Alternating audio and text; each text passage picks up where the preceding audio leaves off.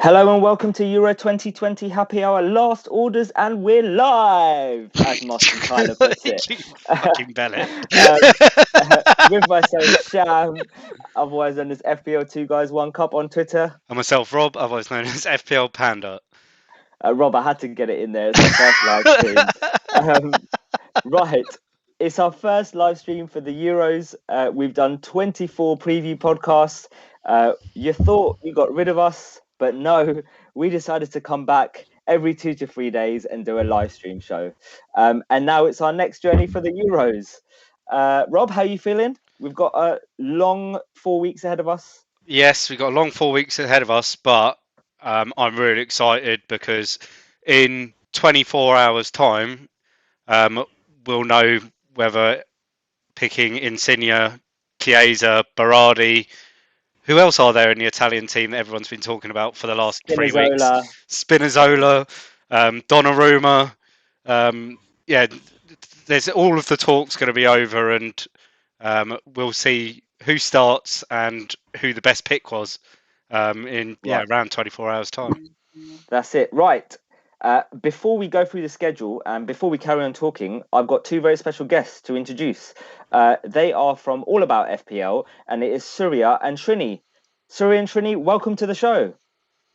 Hey Shamil, yeah, thanks guys, thanks for having us, and it's great to be the first guest in the live stream version of FPL Happier, and we are quite excited to be here. We've been together.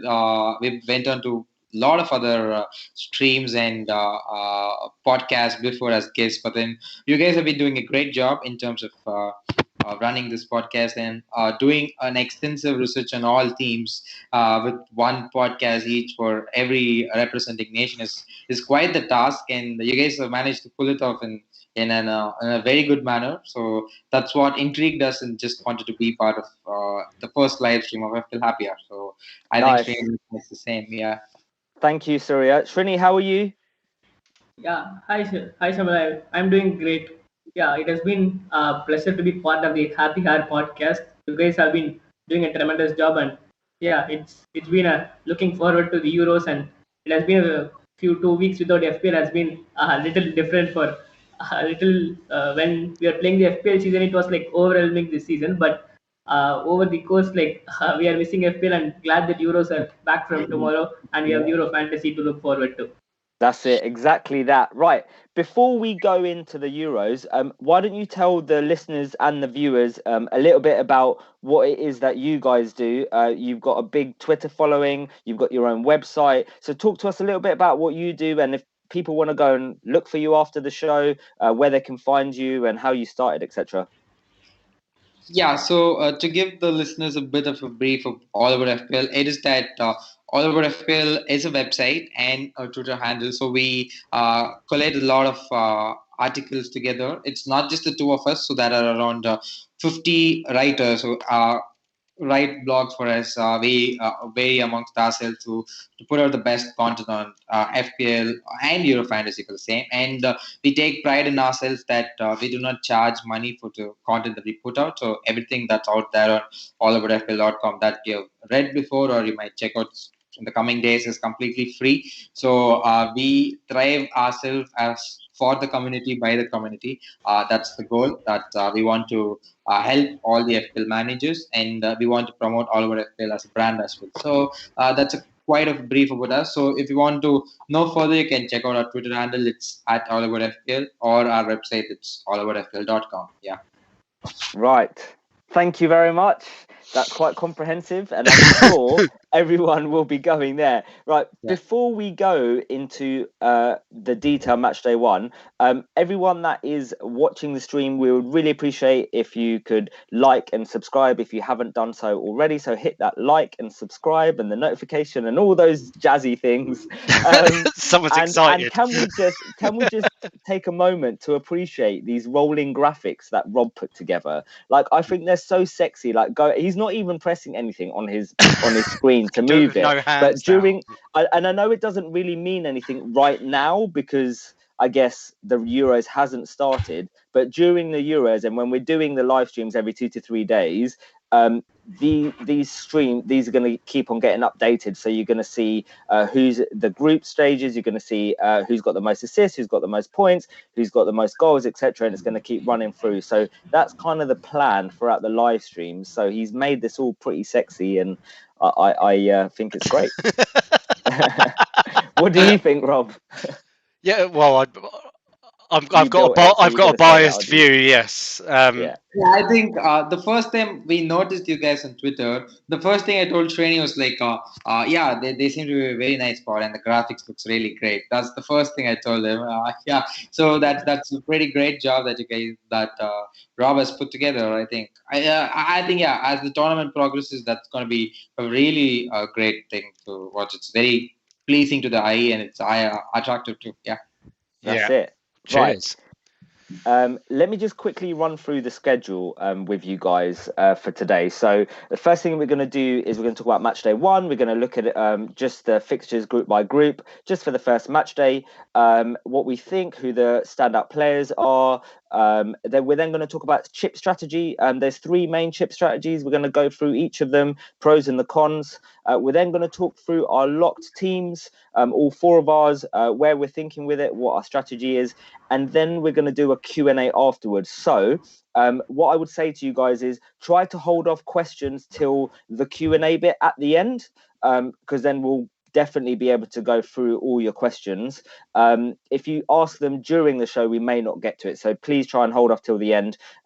At the end, after we've gone through the lock teams, depending on the time, we'll kind of wrap up the wrap up the stream as a podcast, because we'll get this podcast out and then we'll kind of send it out as a Q&A separately. So stay on, even though we'll say bye to you guys, we still will be here. So yeah, just so you guys know. Right. Something going wrong with one of the... Oh, there we go. We've got it back. Right. Yeah, he's back. First teething problems. He's back. Teething problems. Right. Okay. Let's look at match day 1 then. And the first group. So the first games that are tomorrow. So we've got Italy and Turkey tomorrow. Srini, Surya, what's your thoughts on this game? How do you think it's going to go? And what players are we looking at for this? Yeah, I think there has been a great debate in the FPL community on whom to get from Italy, because there's been a lot of people sliding with the double Italy defense or going with the single Italy defender and then doubling up on Chiesa, Berardi, Insigne. There's Immobile as well. There's a lot of value options, and Italy seems to have improved from where they were 4 years back, where they were in 2016, and now they're in a very impressive run of form.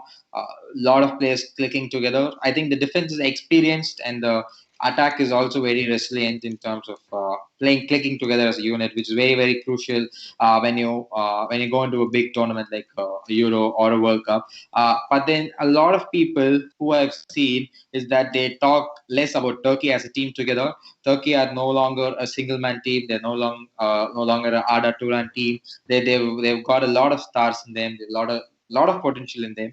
And in fact, a lot of them play in the Premier League as well. You see Sengi's under, you see Soyansu, you see Kabak. I think he's gone back to Schalke now, but then, yeah, he played for the champions. I think it's a pretty exciting fixture because it's hard to predict. Italy are in a seriously impressive run of form, but then I do still feel Turkey will gotta give a good fight. So this is a game that's one for fantasy managers to watch out, because there is potential at both ends of the pitch and both ends of the team. So I think it should be a very exciting game to kick off the tournament. And there's this ever-ending debate of whether to go Chiesa or Berardi, considering their similar price range. Yeah, and we'll luckily it's not FPL wherein we can't decide after the team news come out, so we can still change the team until the ball is kicked for the very first time this Euros. So there's a lot of chance that you can see the team and then decide. And as our teams come out in the next stages, I am on a double up of Italy attackers. So yeah, so we'll see who I've got as well. Yeah, that's my thoughts. Nice. Srini, what's your thoughts on this? Who do you think is good to target here? Yeah, Italy from a casual perspective, like many casuals think that Italy are a defensive team, solid at the back, and they are getting very few goals but they are not. Once in they under last few years, they have been a great team. They love to have the possession, hold the ball, and have a very good build-up play. So I think Italy attack is pretty much undermined from a casual point of view. People are going double up on defense. I think Insigne is the best option at the moment, and Berardi is the budget pick if you want to go. Like Surya told, the best thing is we get the lineup, so it will be easy for us to choose. And I don't think double up at the moment is a on defense is a great option. Spinazzola and Bonucci, Donnarumma are the three standard options on defense, but double up, I don't think so. I'm still not sure. I am thinking of double up myself, but uh, Turkey have been pretty good in the attack, so I'm reconsidering at the moment. Okay, Rob, your thoughts? Yeah, I'm not really looking at Italian defenders. I think when we chatted to FPL Wombat, it was a couple of weeks ago now, and we talked Turkey, and I think his confidence of them as an attacking threat, and they, like Surya just said, like they're not like a team of great individuals. Like there's a couple of good individuals there, but they're a good team. And I can't see like Italy turning up and winning 3-4-5-0 or something like that. I think it will be these sort of games. It's the opener of the tournament. It's in Rome. There'll be a lot of emotion for the Italian fans. I think it's a 1-0, a 1-1, a 2-1, something like that. And it just leads me away from Italian defenders. And I mean, I haven't looked at getting a Turkish player for match day one, and I'm probably just going to have Insigne pending the lineups as my one Italian option, because he did impress in the friendly last week, where I think it was a couple of goals and an assist that he got. Yeah. So yeah, and that impressed me enough to get him in, and because originally I had Immobile, and I was like, I could go a little bit cheaper, get Insigne, and that's my obvious captaincy pick for tomorrow, because he's the only player that I'll have. I'm finding it really difficult to predict this one. I remember, and I don't know if you remember, Rob, when we recorded with FPL Wombat, he spoke, when he was speaking about Turkey, he said he really thought Turkey was going to beat Italy in the first game. And he was very confident. Very confident. He said every time that Turkey have played an opener against the home nation in a major tournament, they've always beaten them. So that kind of made me think, and then just the way that Turkey are playing, I just think, Italy are playing really well at the moment. Turkey are playing. I genuinely think this could be like a 2-2 or 3-3 or something. I think it's quite high scoring, and I'm finding it really difficult. I wouldn't say a 3-3. Come on, this is still. It's still surprise me. It's still an Italian defence. It's not going to concede 3 times. Yeah, but look at Netherlands and Turkey was 4-2. I suppose. I think Turkey can score goals. A lot of their players, I think at least 3 of their players were part of the Lille side that won the league in France, and they're coming in with good confidence and good form. I'm struggling to kind of decide where to put my eggs in here, like in terms of where do I sit. Like I've got at the moment, I've got 2 Italian attackers. I'm not sure whether or not to get a Turkish attacker as well. I've got, I think you pronounce it Yaziki or Yaziki, something like that. 5.5 attacking midfielder. I think he is really good value for 5.5 million. But yeah, that's what my thoughts are on the Turkey-Italy game. Before we move on to the next fixture, are we saying to avoid Italy defenders in general throughout the group, or just specifically this game? Because I know a lot of people are looking at Spinazzola and a 5.5. Do you think he offers value there, or do you think just kind of stay away from Italian defenders? Because I think Donnarumma is like over 20% owned as well. Yeah, he's a Donnarumma is around 27%, so that's a fair enough highly owned player in terms of a goalkeeper. But I would avoid Italy defenders just for the first game because there is still good scope of a clean sheet against Switzerland and Wales. Wales still rely on a very old aging Gareth Bale to score the bulk of the scoring. And I am a United fan and I know how Dan James plays. He sometimes turns off completely. So that's always there. So and considering the fact it's the opener of a very big major tournament, the lack of clean sheet is less there, so I might stay away from an Italian defender. Yeah. So, but then Switzerland and Wales seem to be a very great option for an Italian defender to be in your teams. Yeah, that's my thoughts. Talking of Switzerland and Wales, let's move on to that fixture then. Any standout picks here where you think, or is this a complete avoid? I personally feel Ricardo Rodriguez is a great pick, not just for this game and for the group stages itself. For the first 3 game weeks, he's on penalties. He recently missed the penalty, but he's on most of the set pieces, penalties, and what more can you expect from a defender? Taking penalties and set pieces is a very great bonus for a defender, and he recently scored a goal from outside the box in one of the friendlies. So yeah, you get an added point for getting a goal from outside the box. So Ricardo Rodriguez is the only standard option for me at the moment. Okay. Surya? Yeah, I think he's stolen a lot of what I had in mind.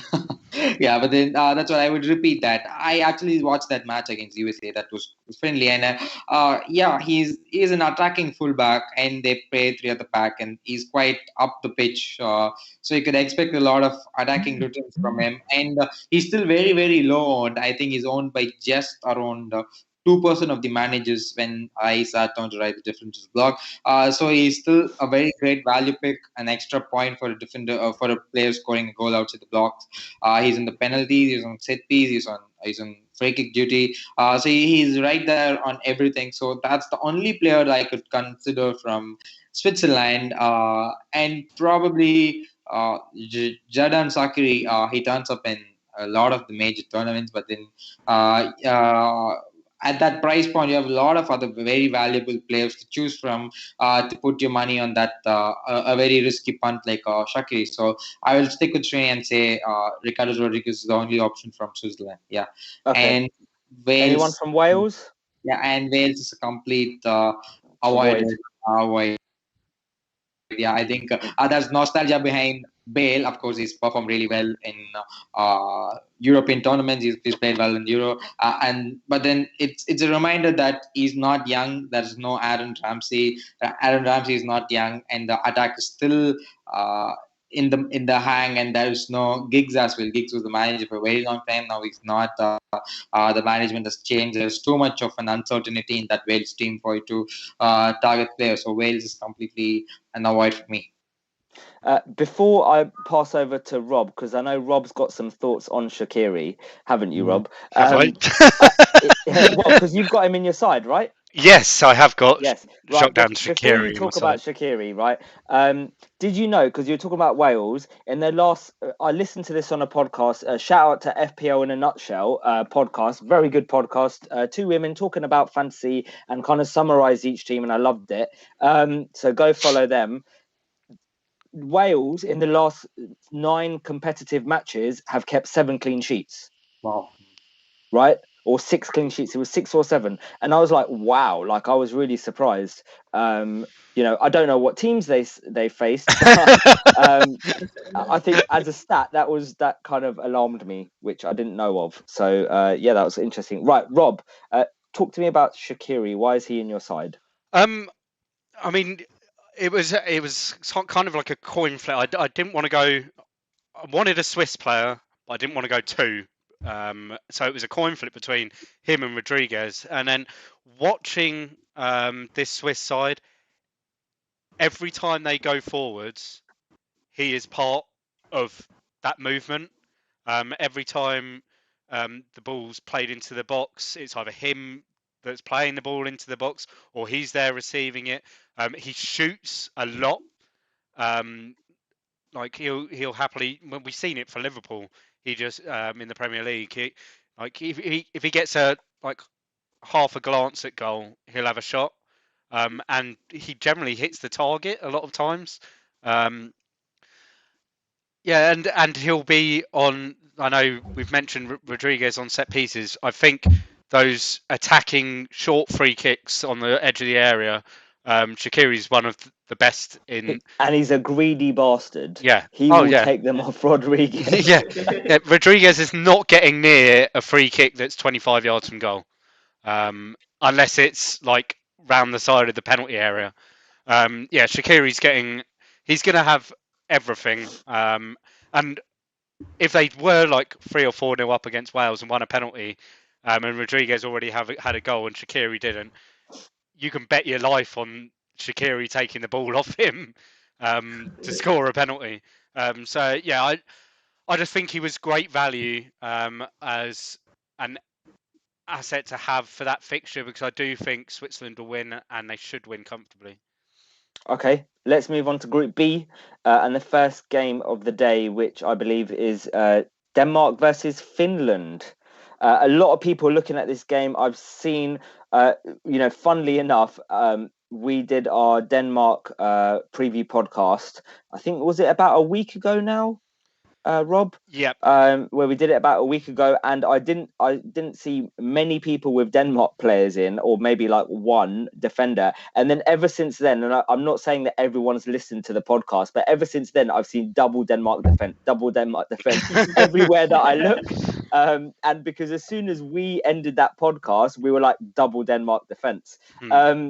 So Srini, I'll go to you first. What's your thoughts on this game, Denmark v Finland? Is it going to be a 1-0, 2-0, or is it going to be a 5-0? What's your thoughts? Because, and just quickly, I don't know if you did listen to the Finland podcast, but the Finnish rep was extremely confident with Finland generally, and he even named, and this was the moment of all of the streams that we did, he even referred to Pukki as the Finnish Mbappe. Right, that's what he called Pukki, the Finnish Mbappe. So shout out to Nilo, the yeah. So, what's your thoughts on this game, Srini? I personally feel this is the fixture to target in the whole of the match day one. Like Finland versus Denmark, and attacking the Denmark asset should be the best option for match day one. It's like you told, double on defense is a good option, and Eriksen should be on everyone's team is what I personally think. Like Finland have been kind of rusty in the last few games. In the last 7 games, I think they've got just one win from the last 7 games, and that came against Bulgaria. So, and they had a loss against Estonia, who are very low ranked in the hundreds. So I think Finland, I think they are not so good at the back, and we can expect a 3-0 or a 2-0 win for the Denmark at the minimum. So so the thing to be added is Denmark, all the 3 home games are played at their home. So that will be another added advantage to own the Denmark assets. Okay, so Surya, if we're going double Denmark defense, do we look at anyone in attack, and who do we look at? Yeah, so I am personally on a triple up from Denmark. As in, first things that Christian Eriksen is so lonely owned. I think the whole of Twitter talks about Eriksen, but then nobody else talks about him, I guess, because the ownership says the story. He's owned by around just 4% of the managers. So I think he's on set piece, he's on penalties, he's on free kicks, he's on corners, everything you name. And he's known to shoot. He's known to shoot a lot, and he gets an extra point from scoring outside the box. So I have Eriksen in my team. I think he's not moving out. And coming to defense, I think Schmeichel is a good option, but then he's slightly overpriced. And you got 2 4.5 defenders. So you get 2 defenders at 9 million who could be playing against the Finland side, who have not had a great run of form, and their star striker is just coming off an injury. So he didn't even start the full game against Estonia. If I'm not wrong, he played just 30 minutes. So I fancy my money. I will put my money over that Denmark will get a clean sheet. And as Srini said, they play in Copenhagen, and that's in front of their home, and that should be an added bonus as well. So it should be a comfortable 2-0 victory for Denmark. And there's Yusuf Poulsen. He plays well for Leipzig, but in the Denmark setup, it's more of Eriksen rather than the other attackers there. And this Danish side has so much value in them, so much quality that they will go deep into this tournament. I feel they are one of the dark horses of this tournament. So I think a double up of Mahale and the other centre back is not at all a bad option at all. Yeah. Rob, I think we're all in agreement that double Denmark defence is a really good option.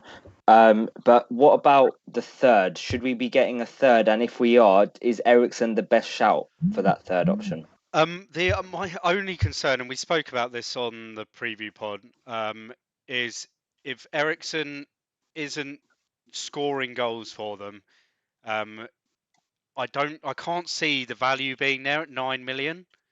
9 million, you want goals and assists, and the fact that the rest of the attack with Denmark is slightly weaker, and we spoke about them maybe not finishing as many chances as they should do. I'm not sold on Christian Eriksen. I think it's a great asset to have with all of the set pieces, with the penalties, and he does shoot a lot. But for 9 million, I think I want more bang for my buck. I think if he was 7.58, he's a lock in my team. But 9, I think he's just a bit too much for me. Okay. I think that's a fair point. Other option I like, and I'm not sure if he has last game he was playing in the 3 is it Daniel Weiss? Weiss, yeah. He's 5 million. He's a defender in the game, but sometimes he plays in midfield. Now, one of the games he played right back, one of them he played in midfield. Do you guys know what position he's more preferred in? I'm not sure, because if he's 5 million and he's playing in midfield, he might be a better option than the 4.5s. I'm not really sure. You go. Yeah, I think you go, Rob. I think I have little to add here, yeah, because I haven't had done my research on this guy, yeah. I think from what I know and what I remember from the preview is he's a holding mid when he plays there. So you're not going to be improving much like him playing in midfield. He's still going to be not really relatively worth the extra 0.5. No, because I mean, is it Mila or Myla? Yeah. He's the fullback that he can get you some attacking returns maybe. So at 4.5, he was great value, and Kajaya is good in the air and comes up for corners and free kicks. So yeah, he's also got that potential. So I think for those two 4.5s are the E word. Essential. Well, and I think some people will say that it's a Twitter community thing, but I think this is where why the Twitter community is there, because people can find these options and share them elsewhere, and that's why they're still relatively low ownership. But amongst the Twitter community, you'll see a lot of double Denmark defence. Right, let's move on to the next game, and that is Belgium versus Russia.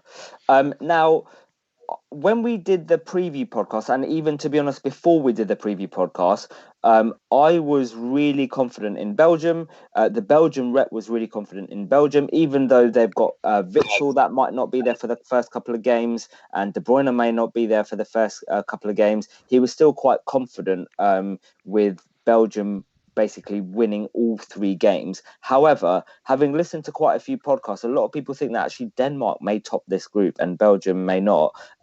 What's your thoughts on this game? And I know a lot of people are on Lukaku. I think he's the highest owned player in the game.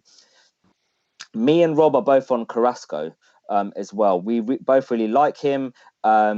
the Belgian rep loves him. He said, outside of Lukaku, the Carrasco is the kind of the number one target to go for. What's both your thoughts on Carrasco? Surya, I'll go to you first.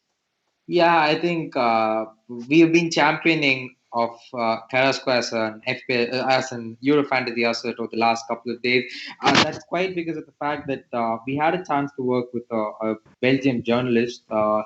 He wrote a couple of blogs for us covering Belgium exclusively, and he rated Carrasco even ahead of Lukaku because Wow. he's been in the scheme of things, and of course Belgium. A lot of people write off Belgium as a team uh, because there is no KDB. Of course, Hazard isn't been himself in the last 2 years.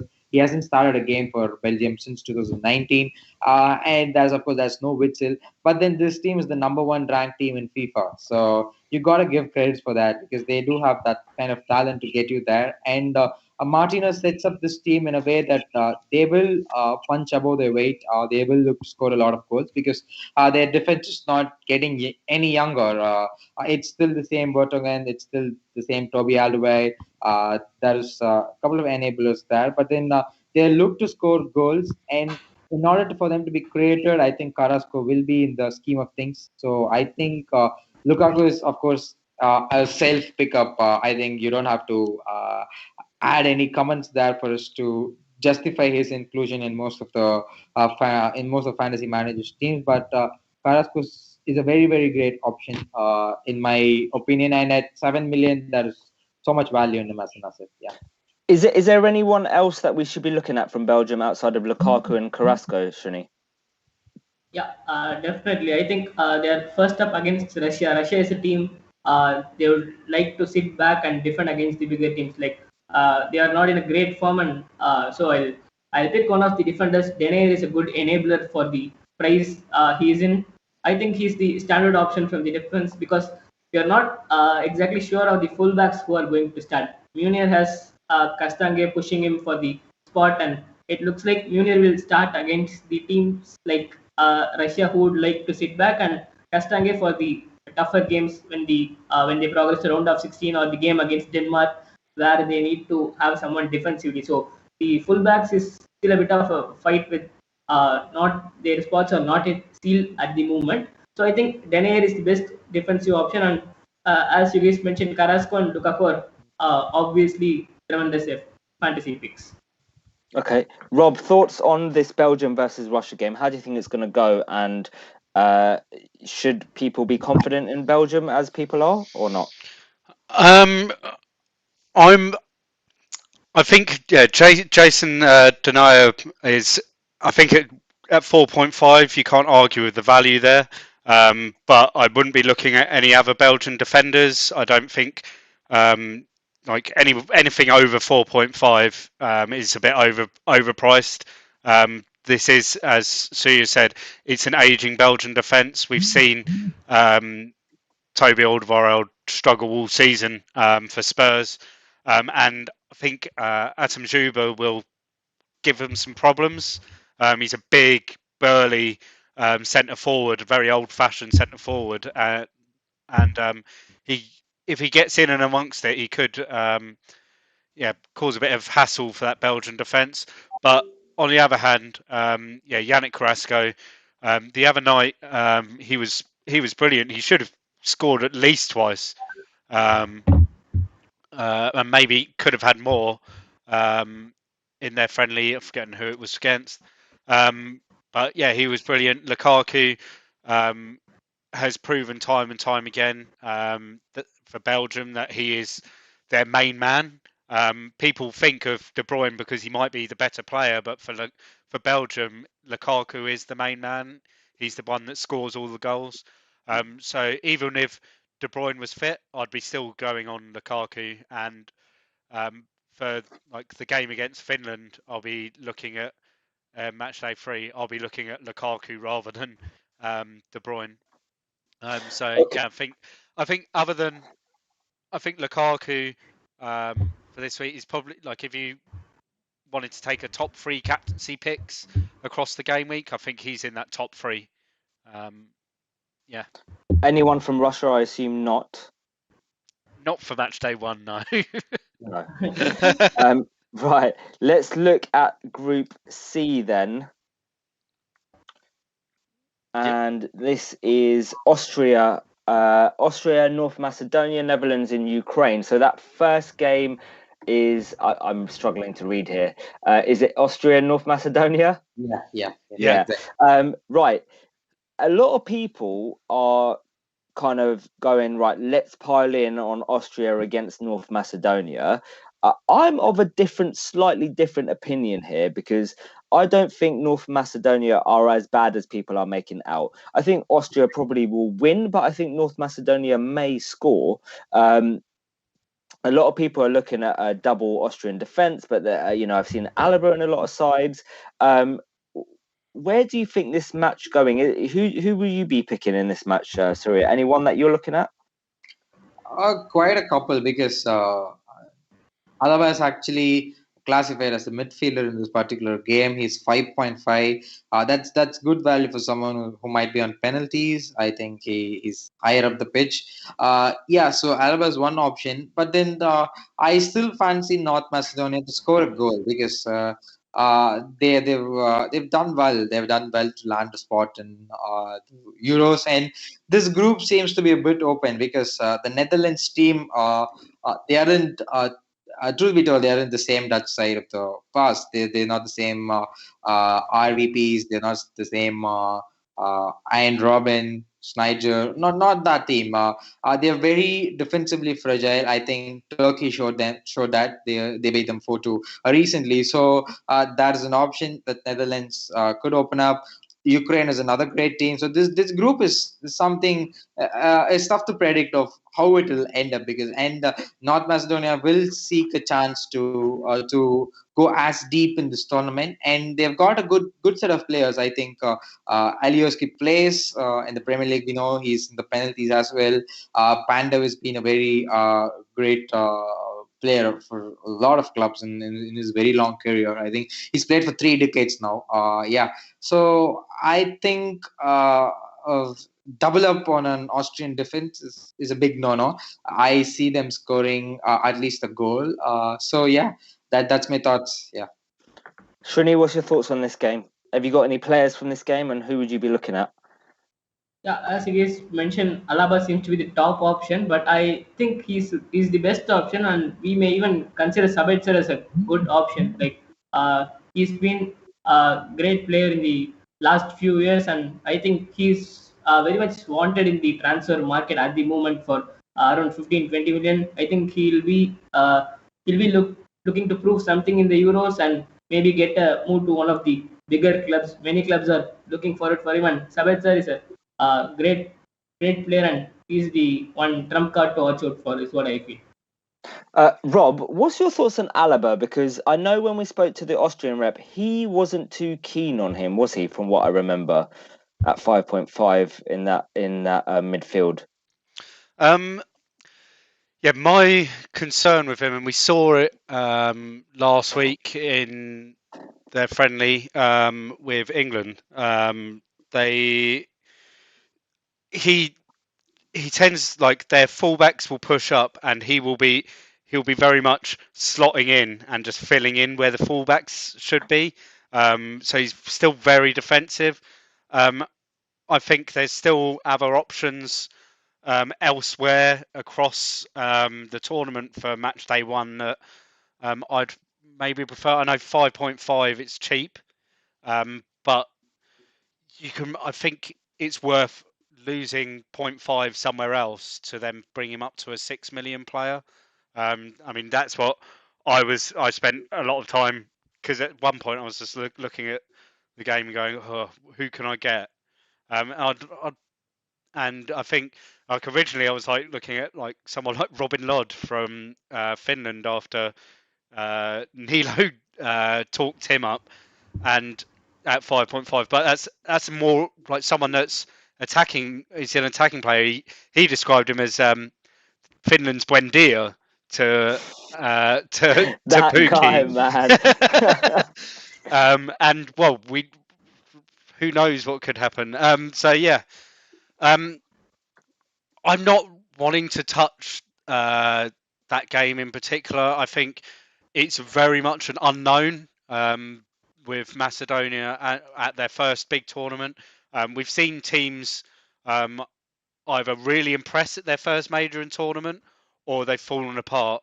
And I've got a feeling they're going to impress. I think they've got that experience there in players that we've mentioned in Alioski, who's been in this Leeds team in the Premier League, and Pandev, who's just been around forever.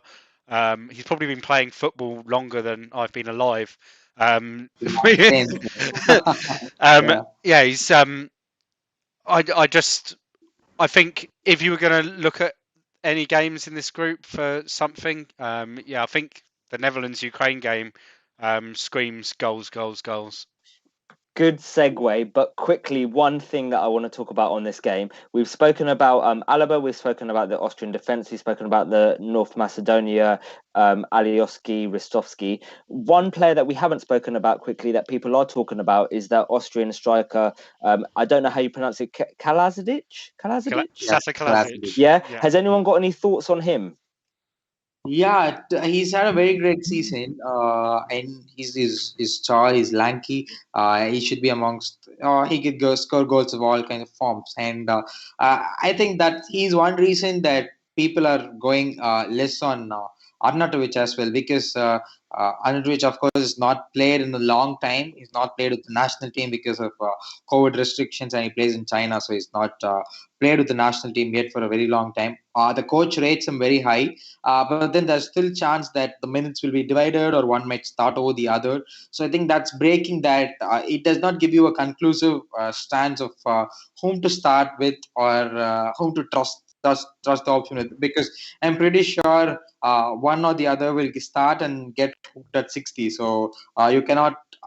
That's the one that's stopping me. But other than that, both of these players are very good strikers. Yeah. I mean, think with Kaladzic as well. We did mention on the preview he's one of these players that this is the shop window for him. This is where he can put himself out there. And we mentioned on the pod that I think last summer he was linked with Spurs, and that has come up again in the last few weeks with the Harry Kane rumours that he could be seen as potentially a player that they bring in. This is a huge opportunity for him to sort of put his name out there and say, "Look, Premier League clubs, I'm ready for like the big challenge of coming and playing over here." So yeah, it'll be interesting what happens with him, what happens with Arnautovic. We know, and well, you know what Arnautovic is like, and he has got an ego. Snake. Yeah. But there is huge questions over his fitness. He was injured. I think it was the 9th of May. He got injured playing over in China. So he's only been properly training for, I think, about 10 days now. So whether he gets thrown in to start on match day one, I don't think so. I think he will probably be someone that comes on for 20 minutes towards the end just to get some minutes. And then they'll be looking to maybe bring him in for match day 2, where they might need that bit more experience against the Netherlands side. Right, let's go Netherlands and Ukraine then. An interesting game. Lots of people got different opinions. Netherlands are the favourites for this group, but not really looking that great. Ukraine, however, are a very leaky side. Srini, what's your thoughts on this game and how do you see it panning out? Yeah, I see this game. Netherlands have not been that good, like what you mentioned, but Ukraine are a side who must be attacked. Like they are not talking much about Ukraine due to North Macedonia in the group. Like Ukraine are also one of the teams to target, and I think I see Depay in most of the fantasy teams, and he's one of the best options. And other than that, I don't trust much of a Netherlands defense. So I think Wijnaldum plays like little much higher up on the pitch for Netherlands compared to Liverpool, and he has been among the goals for Netherlands in later stage of the qualifiers. So Wijnaldum can be a good pick, and defense there is an enabler in I don't know how to pronounce Wijnal, I think. Yeah, Windal, I think is the right one. Yeah, Windal. He's been the enabler in most of the squads. That's all. But I don't expect a big score like 1-0, 1-0 Netherlands or 2-0 Netherlands win. Uh, Surya, do you think Ukraine can score here, or do you think we should be targeting any Ukraine players? Yeah, there's been so little spoken about Ukraine in terms of all of the content, in terms of pods, in terms of blogs is being written or tweets being done.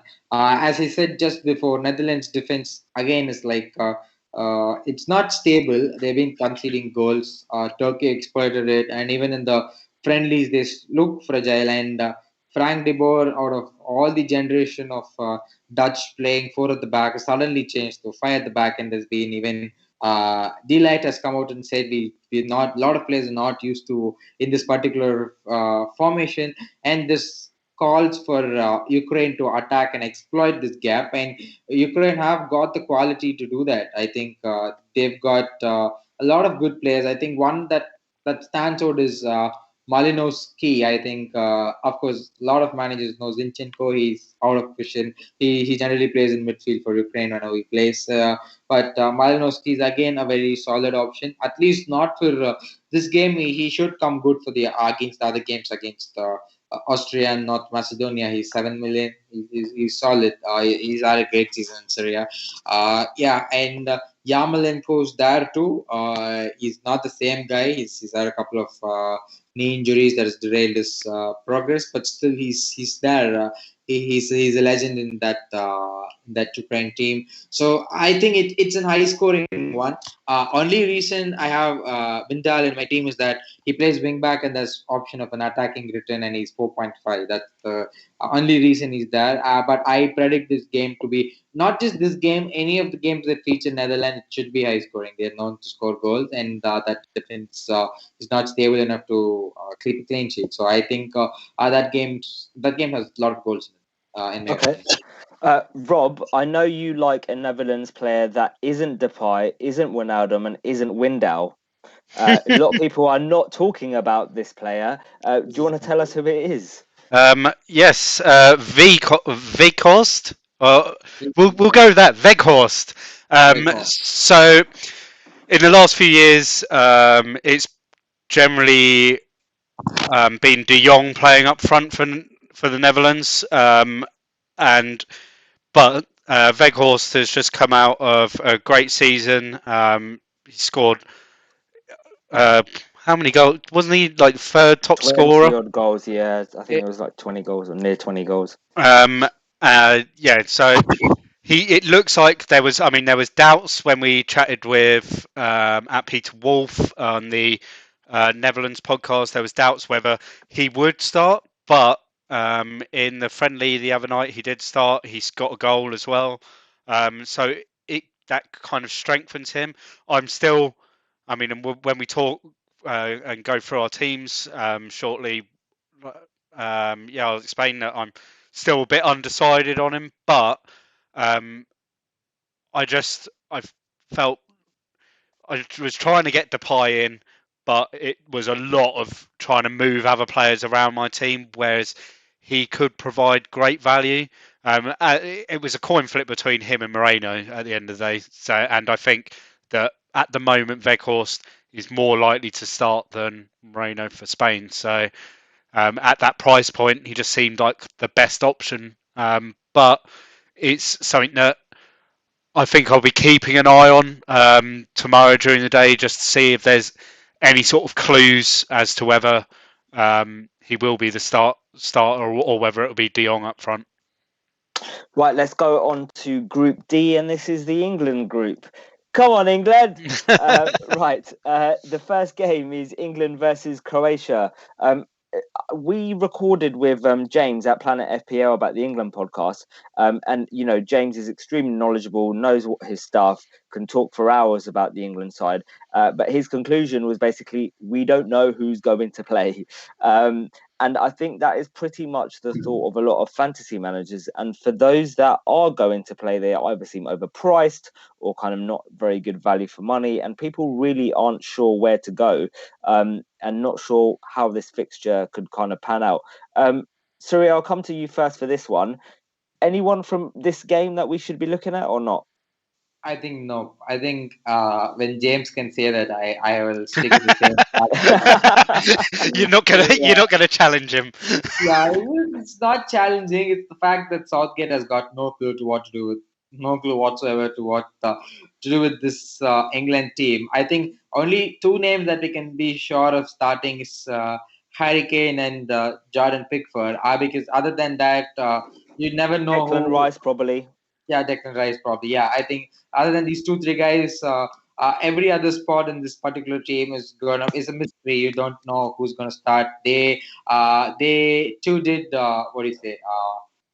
The friendlies too didn't give of conclusive evidence because there is a lot of players who are out of the team, who are not part of the Euros, in the squad as well. So yeah, I think it's one game that needs to be waited out and watched to see how England set up. And also, a lot of teams do sleep on Croatia. They are a big, they're a big tournament team. They do turn up against the best of the nations, the biggest of the competitions, and they still hold the core of the team that made it to the World Cup final. That's still Luka Modric. That's still Lovren. That's still Kovacic. That's still Borzovic. The core of the team is still there. They play with pride. They play with immense proudness in them to represent their country, and it should be a close game. I think I will not pick anyone from this particular game. No, you're sitting on the fence on this one, are you? Because we're both England fans on here. Yeah. So it's the same fact. I do support. I do root for England as well this tournament, but then it's just that you don't know what Southgate is gonna do with this England team. Is all the concern. Yeah. I agree. Srini, have you got any extra thoughts to add on that, or do you just basically echo what Surya said? Oh, we can't hear you. It's on mute. Yeah. There we go. I don't have much to add to what Surya said. But England, I'm also rooting for England. So we four of us are basically England fans, but we don't have a clue who's starting. We don't have much. Personally, I don't have much expectations from this side. They're a great squad, but as a team, I don't think they'll be progressing very deep into the tournament. So because you need to get more goals. On the last few games, England have not been able to get the goals even against smaller teams. So yeah, I don't fancy anyone from this game. Yeah. Okay, Rob, before I come to you, I'm going to tell a quick short story which I found quite funny. So I spoke to my friend who lives downstairs below me. We live in a maisonette. I live up. He lives down, and he is a very good friend of mine, and he's French. And he said, he's giving me banter saying France are going to get to the final. We're going to win. I'm going to plaster my house with, France flags at the front. And I said, well, I'm going to plaster it with England. So yeah, I ordered 10 England flags the other day, 5 foot by 3 foot, 10 England flags, which are coming over the weekend, right? And I'm going to plaster it all over the by front of the top, right? So I said to him today, I said, right, I've ordered 10. How many do you have? And he said, I've only got the one. And I said, oh, okay, fine. He goes, I'm just going to have the one. He goes, but my one will last longer than your 10 because you're going to take yours down next week when England get knocked out. And my one flag will be staying right to the end of the tournament. I found that hilarious. Anyway, go on, Rob. What's your thoughts on this game? Any England players that we should be looking at? Yeah, I think it's fantasy-wise. I think it is a watch. I think you'll learn a lot from this game, from the lineup, from the personnel being used. At the moment, there's a lot of strong rumours going around that England will play a 5-back. With in training, it was on the left Chilwell, on the right Reece James. In the middle was Stones, Walker, and Shaw. Interesting. Which is interesting because from what I remember, James called that last week on the pod. He did. And so it just makes it makes them very interesting to watch. And I think by playing those 5 at the back, I think it then means that he might just play Rice all by himself in the middle, which then means that there could be all of the attacking assets to pick from. Like we're talking like Mount, Foden, Grealish, Kane, Rashford, Sterling, Sancho. Any of these could be starting or featuring in the game. So yeah, I think whatever lineup we see in that first game is the lineup we'll see most of the way through the tournament. He doesn't like to tweak the lineup unless it's due to injuries or we saw at the World Cup in 2018 that the third game he did like full rotation, but it was a dead rubber game. So yeah, I think whatever we see in that first game, I'd be fairly confident that those players will start most other games in the tournament. Hopefully, the other 6 games. Okay, let's look. Yeah, other 6. Hopefully, we get there. Right, let's look at the other game in this group, and that is Czech Republic versus one that we can target from either of these two teams for this game. Surya, I'll come to you first.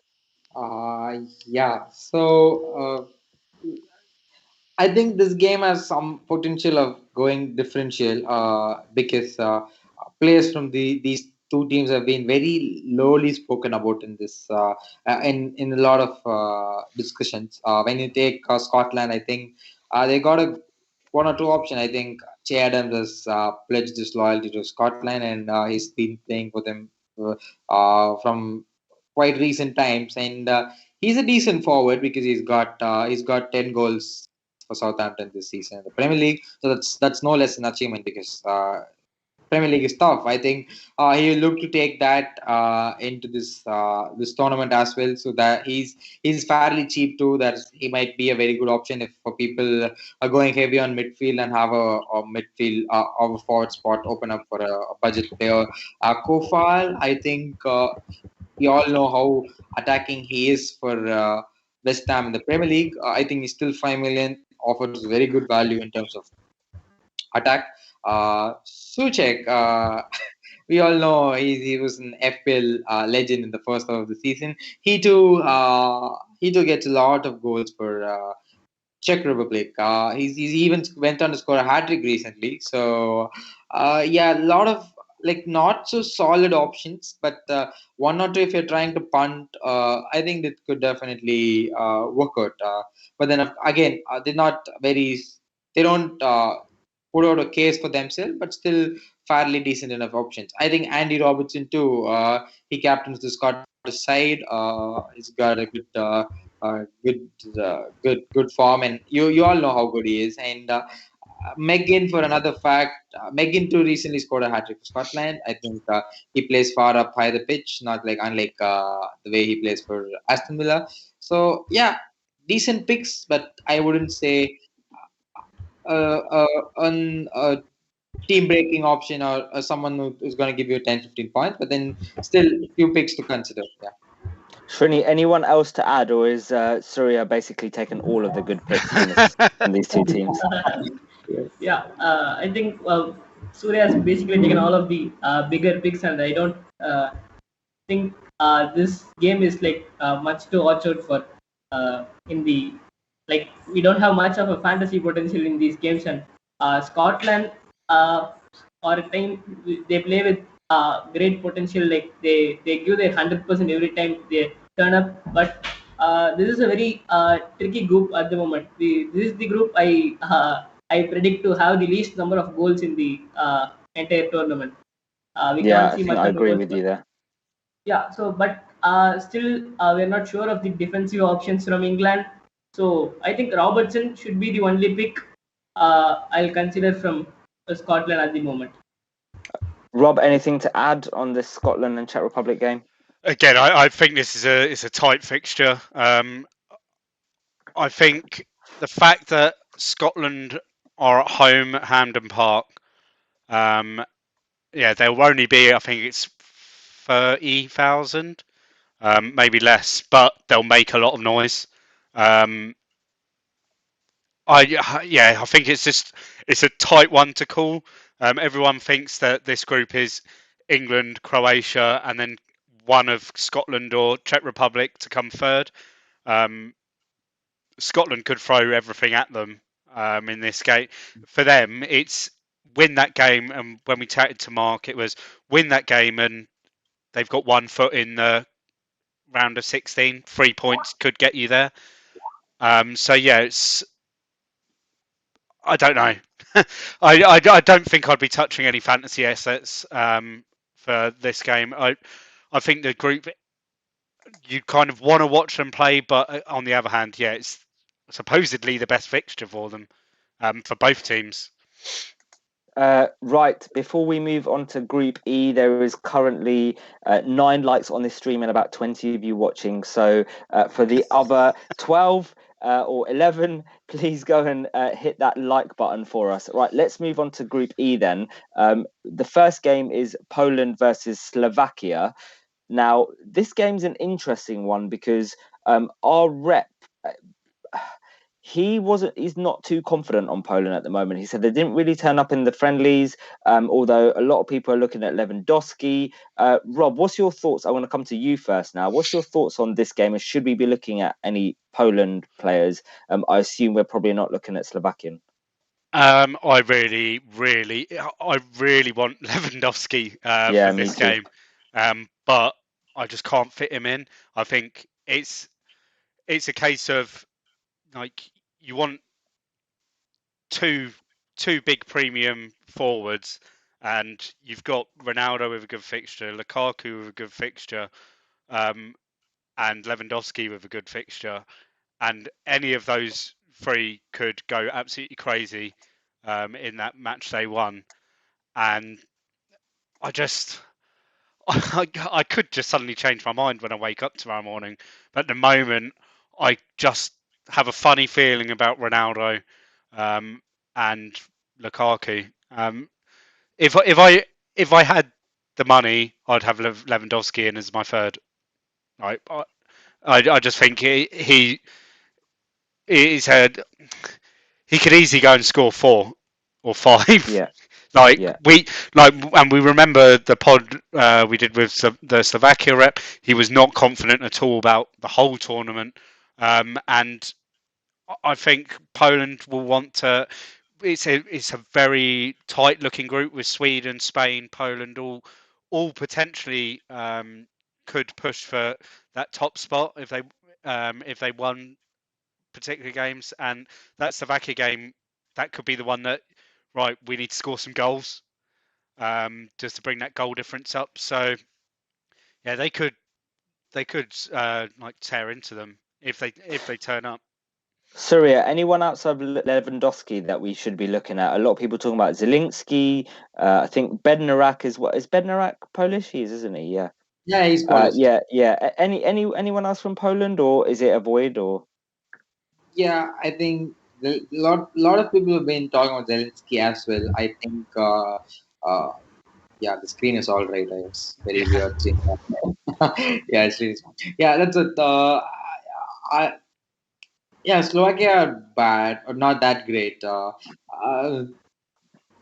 I can't convince myself to pick Lewandowski for this fixture because I know he's Lewandowski. I know he's one of the best strikers in Europe right now. But the team has to perform for him to click well as well. It's no Bayern Munich. The truth be said. So I would, and there are a lot of other good fixtures for you to target. Depay plays against a very good. I think Depay plays against Ukraine. No, not Ukraine. Depay. Yeah, Depay is against Ukraine. Yeah. Yeah, Depay is against Ukraine. There's Ronaldo against Hungary. There's Lukaku versus Belgium. Lukaku versus Russia. There's a lot of options right there. So I can't convince myself to put my money on Lewandowski as I'm differing from Rob, and I don't see any other good option in that Polish team. Srini, anyone from Poland that you're looking at that you think is a good option? Or Slovakia? I assume no one from Slovakia, but yeah, I'm not much into Slovakia. I don't have I have not watched or observed them from fantasy, even from fantasy point of view. From Poland, I own Zelensky at the moment in my team. I'm still not yet convinced on whether to go for Zelensky or Carrasco. It looks to be a close call. And to but because Zelensky has been in the goals and assists in the last few games, and at the start of the qualifiers, he was on a tremendous run at the start of the qualifiers. Coming to Lewandowski, most of the forward line is a template thing, and it's very difficult to go against the template at the moment. Lukaku, Ronaldo, and Depay with Kane and Lewandowski and Ilmaz are the three guys who are trying to push the template out of the option, but it's very difficult to go against the template because at the start you don't want to fall much behind. So I don't think Lewandowski is obviously a great option, but I don't want to take a risk there dropping any of the front three. Okay, right. Let's move on to the next fixture. Before we do, we've had quite a few people join the chat. I assume, Rob, and you will tell me otherwise, it's probably because Champman Live is just finished and now people are joining over to us. Is that right? Yeah. They're probably all crying. So yeah, they've come to probably badger me. So hello Champman guys. Right, let's move on to the next fixture, and that is Spain versus Sweden. Is this game a hard avoid because of what's happening with the Spanish side and in fact the Sweden side? We've had Busquets who's got COVID, and I think Llorente tested positive, but then it was negative. I think it got overturned or something. Today. Tested negative, yeah.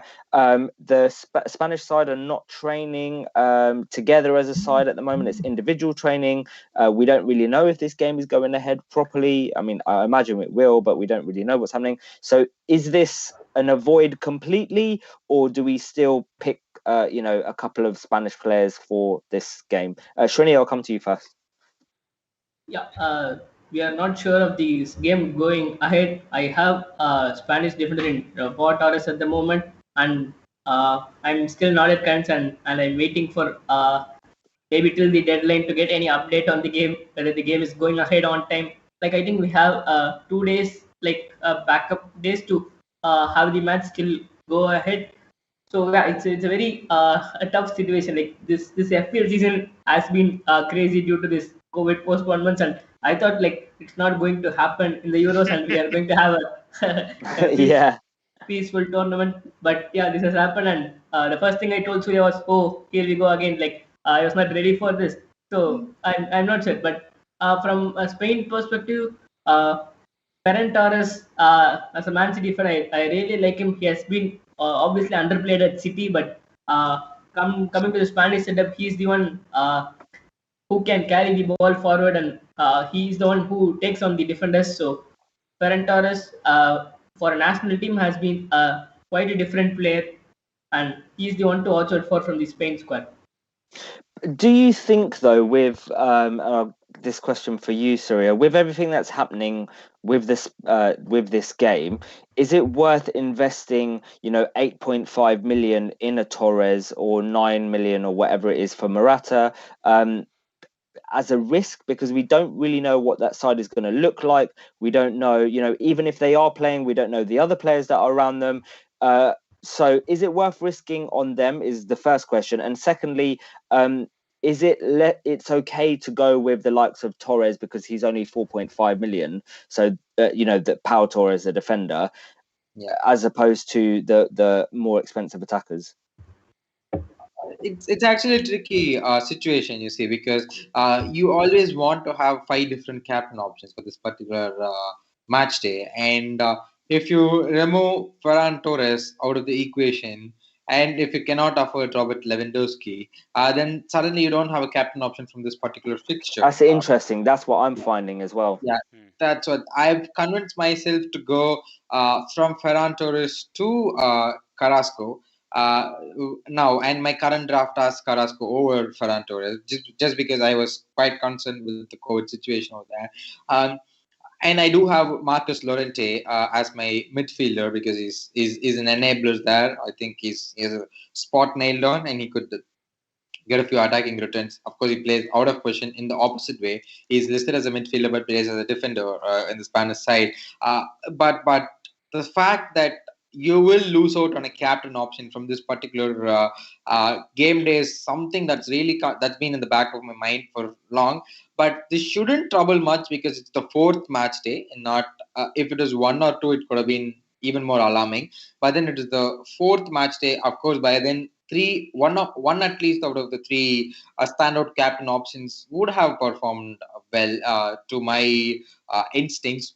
So I think it's okay to go without Ferran Torres if we have so many risks around it, and there are so many other defenders that you can pick to put all the money on someone like Ferran Torres as well. So yeah, and Sweden are not again the same one-man team. It's not this Zlatan team anymore. I think they've got a lot of young, exciting talents coming up. Isak is there. There is Kuleski. I think he's out with COVID. But then there is Forsberg. There is a lot of good, talented players in that Sweden side too. But yeah, I think I would avoid both the teams just with uncertainty there. Rob, after we recorded with Rahul, the Spanish rep, and that was one of the best pods that we did. I really, really enjoyed that. We were both loving Gerard Moreno. He had so much time for him, and basically said, for 6.5 million, he is the bargain of the whole of this Fantasy Euros. We're both not on him now. What's your reasons why? Are you worried about COVID, or what do you think? It's partly should that. people still be looking at him? It's partly that, and partly it looks like Morata's probably going to be the starter. Which is ridiculous. Moreno's just had like an unbelievable season. He was first amongst humans in La Liga for goal scoring, as Raul said. So it's unbelievable that Morata's going to get in ahead of him. It was partly that, and then partly with this COVID situation. I think it was always going to be Moreno and Pau Torres, and I just felt with the likeliness of Weghorst maybe starting, it meant I could move off of Moreno, but I am keeping Pau Torres there. I think at 4.5, if he doesn't play, he doesn't play. At the end of the day, so I echo the thoughts on Varane. I'd love to have him in my side. It does look like they're going to be playing that 4-3-3 that will unleash him and Olmo probably on the other side. And we've seen that he has been in good form towards the end of the season, but the fact that this match day, this day of the match day is so far after the deadline, where we're probably not going to have news on the further testing before the game, etc. I just don't want to be putting any money I don't need to. Whereas Pau Torres is 4.5. If he plays, I've got a great shot at maybe getting a clean sheet. If he doesn't, I'm not going to cry about it. So yeah, it's a shame because it's ruined probably one of in that group, and on that day it was probably one of the standout fixtures for the day. That Spain versus Sweden game, and it's possibly going to ruin that game. Okay, let's look at the final group, and this review has gone a bit longer than we expected, so we will try and go through it as quickly as we can. But yeah, Group F, the group of death, the one that Hungary's going to win. The first game being Portugal versus Hungary. What's your thoughts on Portugal, Surya? Because a lot of people, just from a tactical point of view, just in general, everyone, and I think we briefly spoke about this earlier on your Twitter space. A lot of people are going to be going Ronaldo, but I think one key thing to note is, a lot of people have got good captaincy options throughout the game week. This is the last day. It's likely that one of the players will bang before we get to Ronaldo and may not want to captain Ronaldo. So is it worth spending 12 million on Ronaldo when actually you're not even probably going to captain him? Yeah, I think that question took me by surprise, because that was actually good thinking, because the same process of what I said with Lewandowski as well. By the time Lewandowski and Ronaldo plays, I think 3 or 4 options of your captaincy they would have already played, and there's high chance that you might not want to risk and remove that captaincy points and switch to Ronaldo. But I still stick by this. He's phenomenal in big tournaments, and he thrives in big games. I think you can classify any Euro game as a big game. Considering the last time Portugal played Hungary, it was again in Euro 2016. It was a 3-3 draw. It was a very enthralling game to watch. Yeah, I still fancy Ronaldo to score at least 2 in this particular game. We all know he still got it, and he's just 5 goals away of becoming the highest scoring international player ever in the history of football. So you got the reasons. He still takes. Of course, there are good free kick takers in that Portugal team. There is Bruno. Apart from the one that he took the other day in the Where someone had to mention this. Yeah, that's what I was going to say. There's so many good free kick takers there, but then he's still going to take it. There are so many good penalty takers in that team. I'm a Man United fan. I think I'll tell you, Bruno takes penalties so good. I've not seen any other player take penalties so good. But then still gonna be Ronaldo taking the penalties. It's gonna be everywhere. He's gonna be everywhere, and even if you don't captain him, there is still potential for 10 to 12, 10 to 15 points there, and I don't want to miss that out. And also the fact that a lot of casuals will be going with Ronaldo. So if you don't own him and he banks, and the first match day, your Euro fantasy is derailed totally. Yeah. So you're in trouble. There's so many options in that midfield, Srini. You've got Bruno Fernandes, you've got Jota, you've got Silva. Where do we go? Because Bruno Fernandes is not the player for Portugal like he is for Man United. That is kind of what we all thought, because he's not on free kicks, he's not on penalties. But he got a goal and an assist the other day, or was it 2 goals and assists? I know that he got at least a goal and assist. Where do we go then with Portugal? Do we just stick with Ronaldo, or do we have a look at someone else in midfield? I think Ronaldo is the standout option. Coming to Bruno, like you mentioned, Bruno doesn't take up a much advanced role. He's not much involved in the play generally. Like, he's playing more of a number 8 role on the right side, and that doesn't that makes him little uncomfortable. Not uncomfortable, but he's not much into the gameplay of Portugal. So I think Bernardo Silva is a best second best option in attack, because he's the one who who plays 90 minutes guaranteed. He doesn't tire off, and compared to Jota may be subbed off at 60, and he was taken off at 45 minutes the other day. So Jota is a little riskier option, and Bernardo Silva is the attacker. And to mention Cancelo, I'm also looking to get Cancelo into my team. Somehow he's the best premium defender in the whole fantasy game, is what I feel. Because the other day he scored a tremendous goal, cutting in from the right and shooting with the left foot. That goal gave me super vibes to get him into the team. So Cancelo at City, he has been already a great attacking defender, but at City he has improved very much, and he's the one to look out for. Rob, anything to add on this game? Yeah, that goal last night was one of the things that it caused the change in my draft, and freed up a bit of money, because originally I'd gone with Guerrero, and then seeing that, I think this season we've at times joked about Cancelo, because you stuck with him for a long time in FPL, and I didn't own him at all, and he was being rotated and not performing, and I had John Stones scoring every week. So yeah, it was just I like Cancelo. With Bruno, we did see him playing more advanced last night, and towards the end of the game especially, he was playing almost as a number 10. But I think the big reason for that was Jota wasn't on the pitch, Ronaldo wasn't on the pitch towards the end of the game. I think you'll get returns, but I'm not up for doubling up on premiums from teams.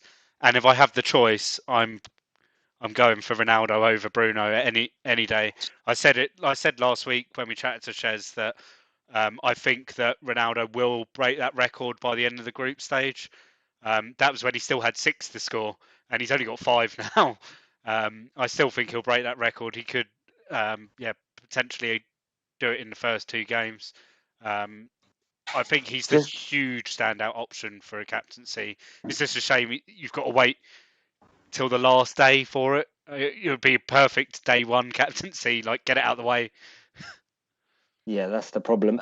Just before we move on, just one, and not necessarily for this game, but just one to keep an eye on is Mendes at left back. Shez did mention it in our preview podcast. He really likes Mendes. He had a great season. He thinks that he could be competing with Guerrero at that left back spot. Guerrero didn't play the other day, and Mendes did. So just one to keep an eye out as Portugal progress throughout the tournament. Right. Let's go to the last game then before we move on to chip strategy, and that is France France v Germany.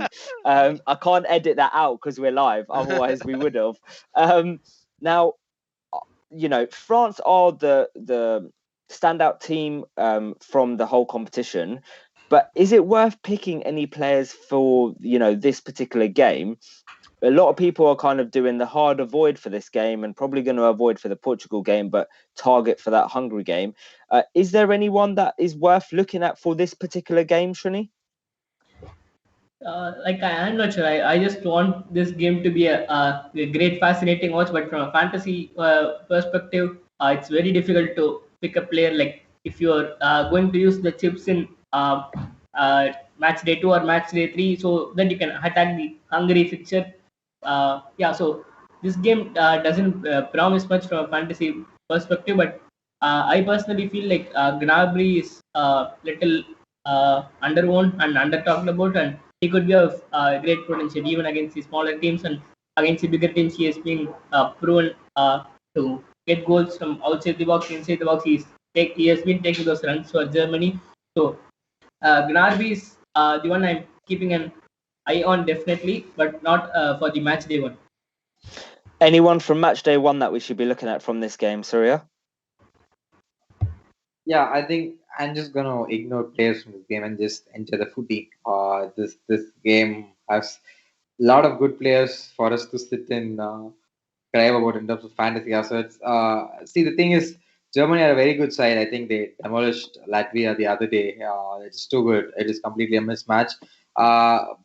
But France are overpriced. France are overpriced because they are the world champions. So I don't see they will return. I think Mbappe might get a goal, or even Griezmann will be involved. That'll be the likes of Muller, Gnabry. But the thing is, I would still ignore because all of them are overpriced, and it's not gonna rain goals because they two are highly qualified teams. So I think it should be a good watch from a football fan's perspective, but not as a fantasy asset. But considering you're playing limitless in 2 or 3, or your wild card in 2 or 3, you should be able to get in a lot of players for them from these 2 teams in the later part of the tournament. So yeah, I would ignore them for the first match day. Rob, anything to add on this game? I'll just echo the same thoughts. I think it's going to be a fascinating watch from a footballing perspective.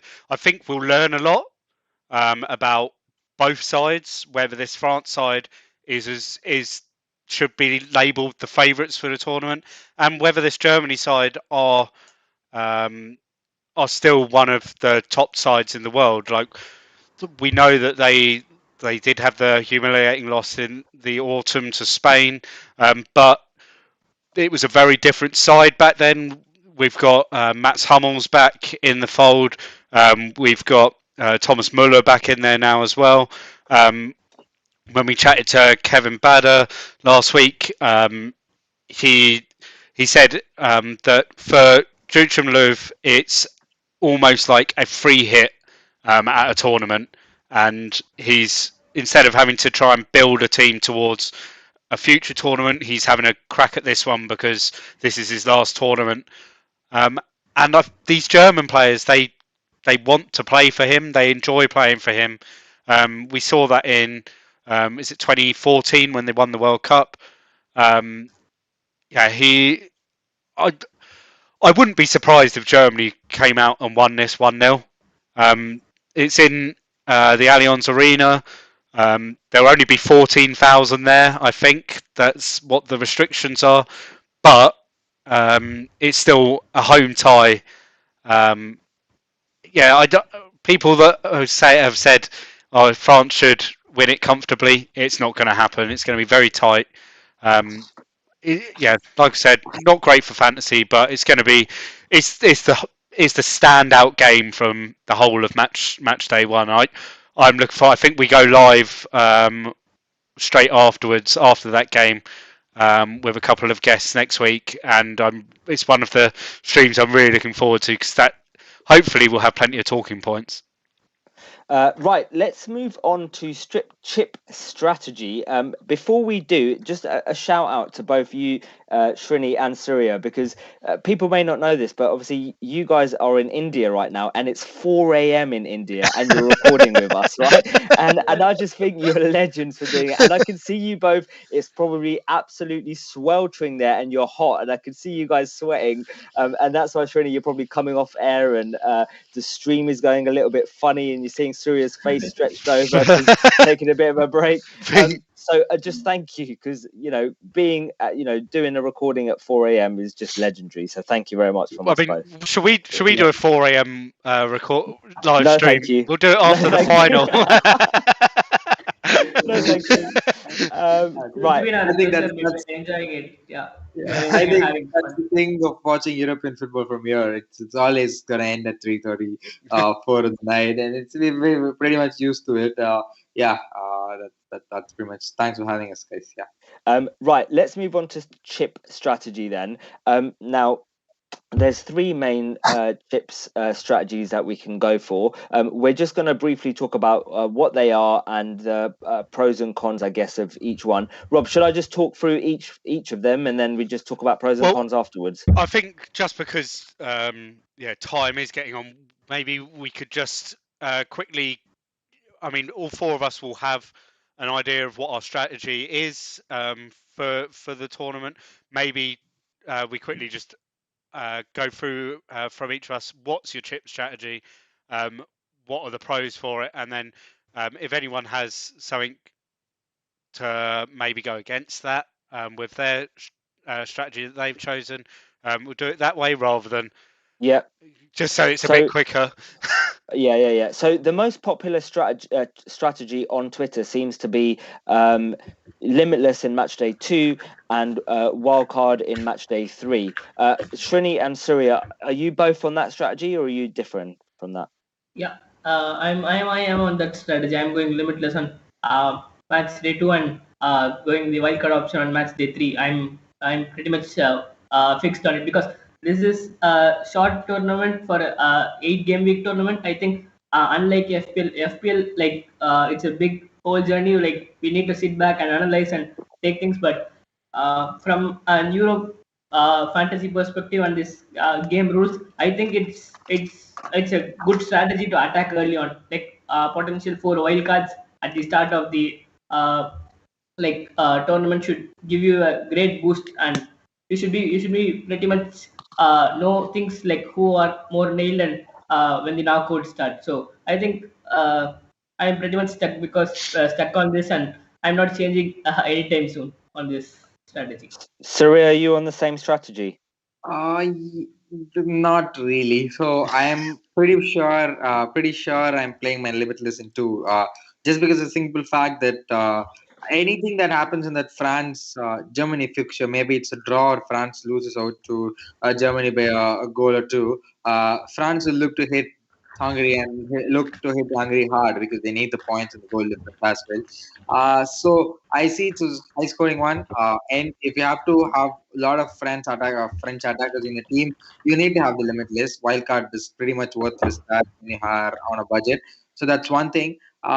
And I do still feel not all teams will get comfortably into the knockouts by the end of the second game.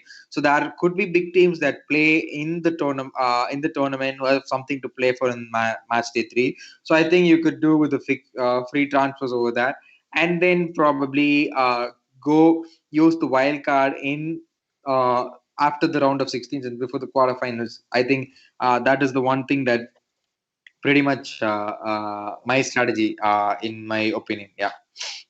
Okay, Rob.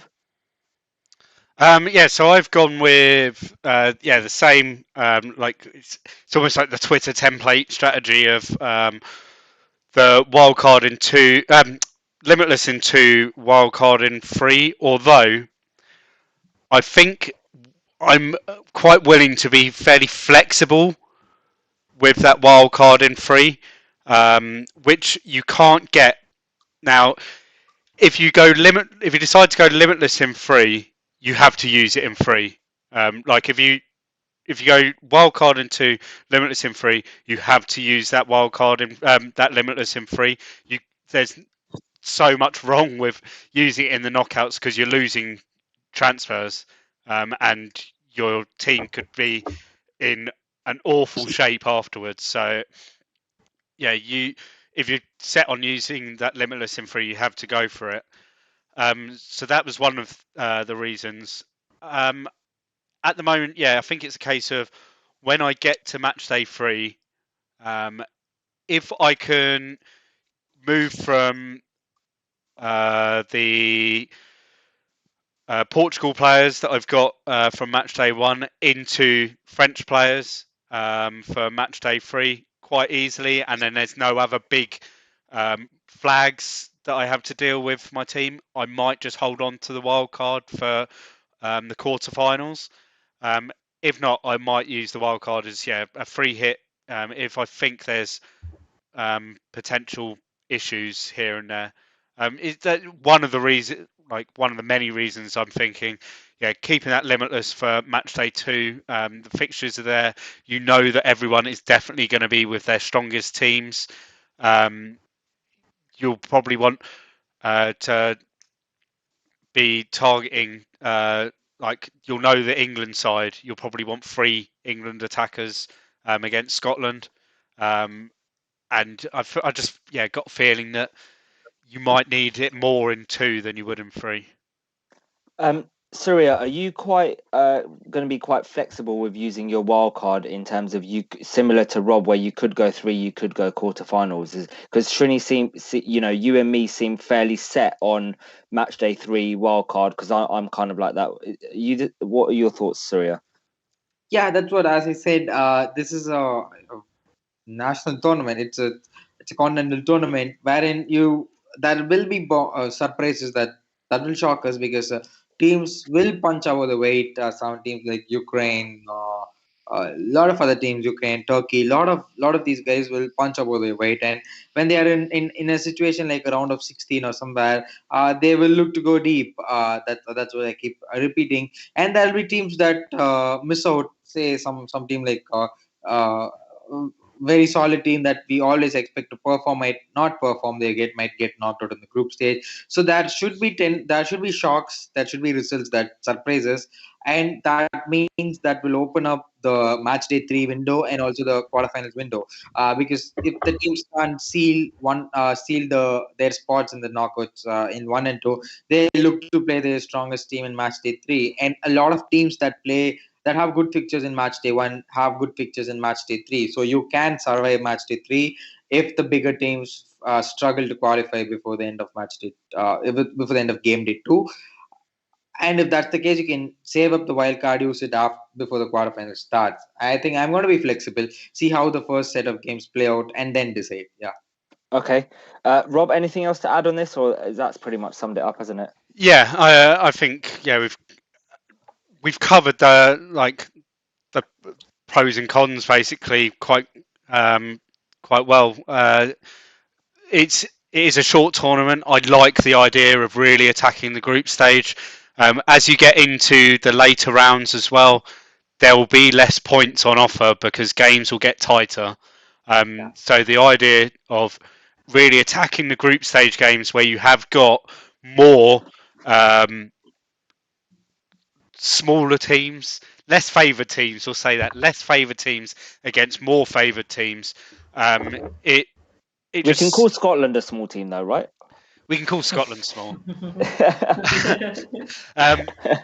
Yeah, I just like that idea. Like, yeah, when we get into the quarterfinals, the semi-finals, etc., you're you're not going to be jumping huge rank.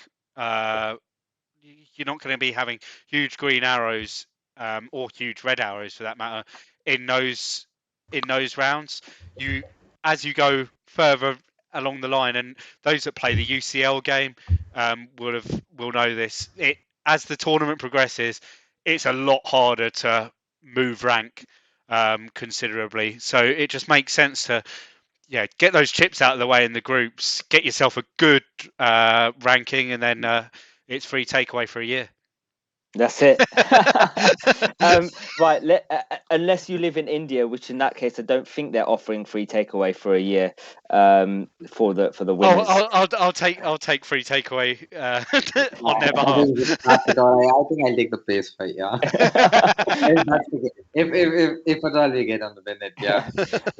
Right, let's move on to our teams. We'll quickly look at each of our teams and then we'll start the Q&A. So once we go through the third team, we'll probably get you guys to start asking your questions. Right, who are we going with first, Rob? Let's go Surya. Yeah. Surya, talk us through your team. I Why believe you this is kind the of team. is that your team? Yeah, that's mine. Yeah. Yeah. Why you kind of pick these players and what's your thoughts? Yeah, I think the forward three explains it itself. Those three are three different match day captain options. I think. Sorry, Surya, just for the benefit of the podcast, do you want to just say who they are? Yeah, okay, fine. Yeah. So my forward lines is this: Cristiano Ronaldo, Romelu Lukaku, and Memphis Depay. So yeah, as I said, these three are the talisman for these teams, and they should be doing the bulk of the scoring. So, and they three are all standout captaincy option because Ronaldo plays in the fifth day, Lukaku in the third, Depay in the second. So they are all strong captaincy choices as well, and it's more like a template. Like if you see most of the draft, these three guys are that. But I don't. I'm not really convinced myself to switch Ronaldo to someone like Lewandowski or even touch Lukaku. That's something I feel it's a sacred. I'm not touching not doing anything with Lukaku. That and Depay, I think you can downgrade Depay to someone like Yilmaz or Immobile. But then I think Depay is the crux of the Netherlands team. So I think I'm not removing him as well. My midfield looks this: Christian Eriksen, Insigne, and Berardi. These three are the starting ones, and the ones that are on the bench are Carrasco and Marcus Llorente. So Eriksen is again the one who's at the middle of the things for Denmark. He's in set piece. He loves to shoot, and he's got a lot of goals outside the box, even for his Spurs days as well. So that's an extra point. And he's a very good differential. He's still owned by 5%. So if you're not on Twitter but still watching the podcast, I think that's something only the Twitter audience, Twitter community agrees to. And I really want to attack the first day, and I really want to enjoy the first day playing this Euro Fantasy because cry if neither of them do it. I've been used to that playing. I've been playing FPL for some time, so I've been used to that pain. So, the thing is, Insigne is someone I can't miss. Berardi is someone who's been in a solid form. So these two are there. Of course, it's subject to change closer to the deadline when we see the team lineup. Maybe Chiesa starts, Berardi goes out, something sort of that. Those changes might happen. So that's there. And Carrasco is again is very much key, as much Lukaku is key for Belgium. Carrasco still is very much keen, considering there is no Hazard and De Bruyne. Yeah, so again, yeah, as I said before, that Carrasco was before Ferran Torres. I downgraded Ferran Torres to Carrasco because of the whole COVID thing. This leaves me without no standout captaincy option match day four, game day 4. But I'm pretty okay with that particular fact because I still have 4 other great solid captaincy options in terms of Ronaldo, Lukaku, Depay, and one of Insigne or Berardi. So that's with my midfield. And when it comes to my defense, it is all 4.5 at the moment. It's completely all for Alioski is one. I think even though there is no clean sheet potential there, he's really attacking. He's on penalties as well. So that's one thing I have him as a sub. There is Dinayer, there is Vindal, there is Male, there is yeah, I don't know how to spell him, but Oh, in the Hinteregger. yeah, the Austrian centre back, and yeah, I kind of fancy that game to be a 0-0 against North Macedonia. So I have Alioski, Bachman, and that the centre back too. So these three, it's a risky move because a lot of managers have been doubling up on the Danish defense, but I have gone and did the opposite. So let's see how that pans out. And uh, the Finnish goalkeeper finishes it up for me. 4 million.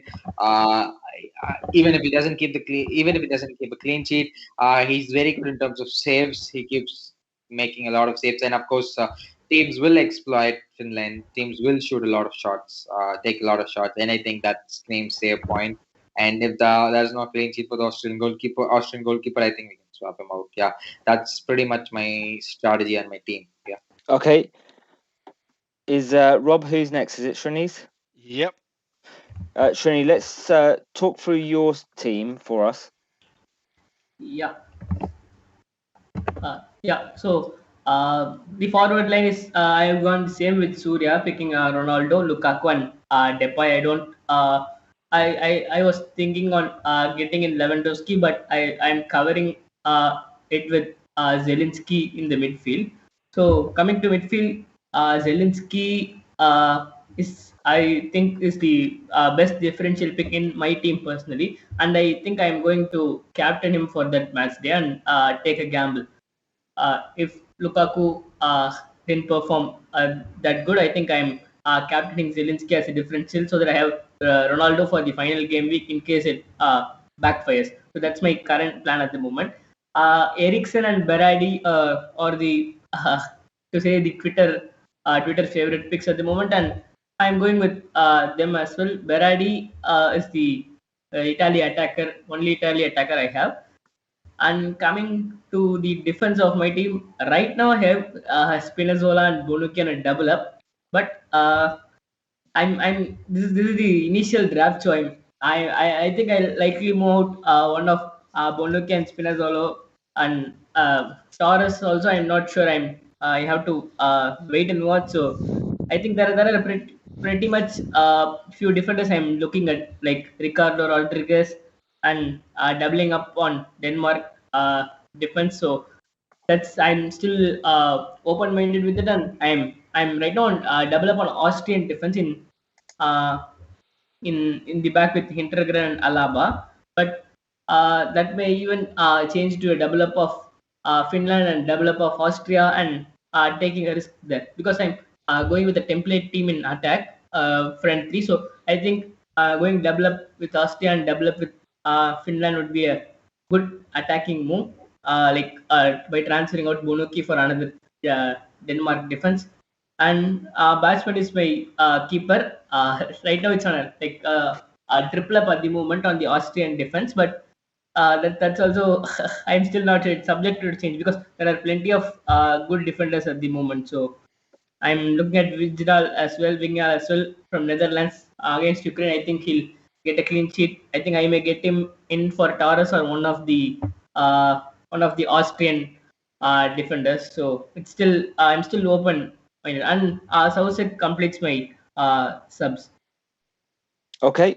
Rob, who have we got next? Is it me or you? It'll be You. B. We'll go with me. You can go Let's go with last. you.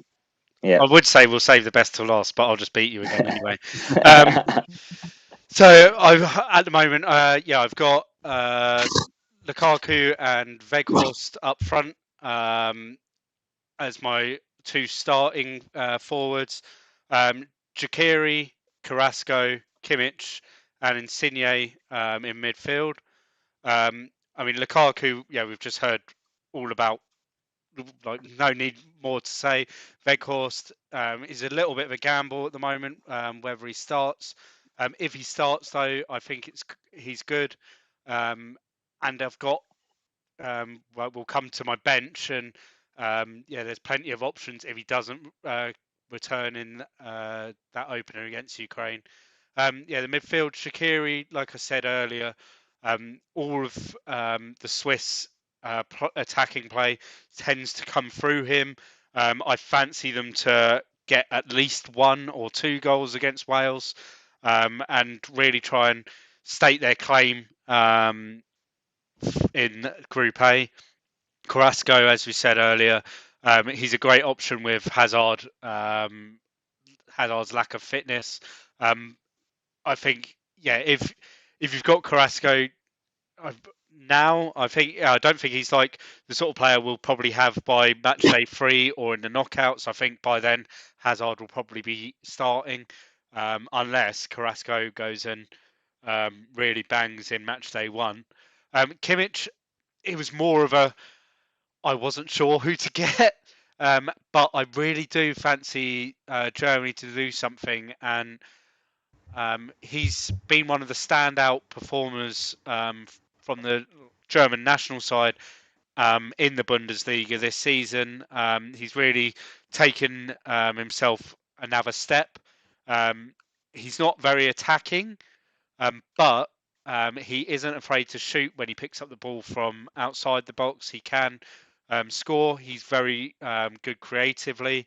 So he could be that man that plays the ball into the likes of Muller, Gnabry, or whoever is going to go and finish for them. I feel that he's a bit of a differential, for match day 1, with people generally trying to avoid that fixture. I just think that the Germans might pull off a little bit of not a shock, but get a result there. Insigne, I think, great value, and my captain choice tomorrow. And then defence, I've got Pau Torres, like I said, 4.5. I think even with the doubts over the Spain game, he's worth the money. Mila and Kajaya as my 2 Danish defenders, and Denier from Belgium there as well. So, full of 4.5s, and then Radecki will be my starting keeper at 4 million. But then on my bench, ready for later on in the game week, Szczesny. I think Poland will keep a clean sheet in that game. I think if there's been a lot of talk whether it's him or Fabianski, or should that be Fabianski? No, we can stick with Szczesny. It should. There's a lot. Well, we've spoken quite a bit about whether it would be those two. It looks like Szczesny has got the nod, and I think that Poland it's at 5 million, and I could triple up and go Schmeichel and triple up on Denmark defence, but I wasn't. I think that's putting a lot of eggs into that basket, so I decided against it. But I'm pretty confident that he'll be coming on for Hradecki and putting off a clean sheet for me. And then my Portuguese free ready to come into action. Cancelo, another great performance from him last night. He was Guerrero this morning, but I've moved it to Cancelo, 5.5 less. The Mendes performance last night concerned me as a Guerrero owner, so I just thought, I'll go safer and go Cancelo. because I don't think Nelson Semedo is going to get a spot in the starting lineup. Bernardo Silva, he's a lot more of a asset for the Portuguese side than he is for Man City, mainly because he will be playing every game. I think he's a lock in the team, and in qualifying and in their recent games, he creates a lot of chances. He's not afraid to shoot. As a United fan, I've seen him numerous times bang from 25 yards against us. So I'm quite happy with him. I could have downgraded if I wanted to, but he was one of these players that if I wanted to go Weghorst to Depay, I'd probably downgrade Bernardo, but I chose not to. And then Ronaldo, I think he could potentially put himself very close to that international record against Hungary. He's the standout. He's my number one captain pick. But like I said, yeah, we're having to wait until the last day of the match day to bring him on. I'd like it if Lukaku bangs, and then I don't have to worry, and I can just enjoy watching my favourite Portuguese player. Well, second favourite. Bruno's the favourite now. Right. Should we look at my team then?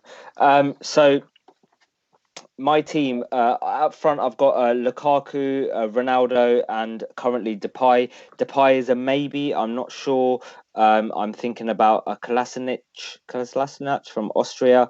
In midfield, the locked players are Insigne and Carrasco. Those two I'm definitely going to have. And then I've got Berardi, Yaziki, and Shaqiri at the moment. Again, I'm still undecided between them. I like Berardi, but obviously we've got the good opportunity to look at that Italian side. So I'm not sure about that at the moment. Shaqiri, I think, is a really good option around that 7 million price. And Yaziki, I think, is a better option than Alaba at 5.5. Although they are playing Turkey, but although they are playing Italy, and Italy's defense is good, I still think Turkey can score against them. And then in defence, I've got the double Danish defence of Kier and Melier. I've got Alioski for the penalties, and then I've also gone Cancelo like you have, and at the moment I've got Windal there. So that's kind of my thinking with regards to defence. And then in goal, I've got Radecki and Bachmann. I think Bachmann is a really good option at 4.5. And then obviously we've got Radecki. And the other thing that I noticed from that they spoke about on Planet FPL was, having Radecki is good at 4 million. But if you're going to let's say you pick a player in goal that starts before him and they get only 2 points, are you going to take out that player for Radecki when Finland are playing Denmark and then potentially get 0 points? So what's the point of having Radecki in that side? You'd rather have Radecki playing first and picking a player that plays afterwards, because then you've got better options. And I think that was a really good point. So that's why I've gone there. Right. That is it for the first match day, I believe, the first stream. Is that right, Rob? I know we're going to do a Q&A now, but for the benefit of the listeners and the podcast, we're going to end the stream there. Is there anything else that we want to add, Rob? No. It's been great to have Surya and Srini on for All About FPL.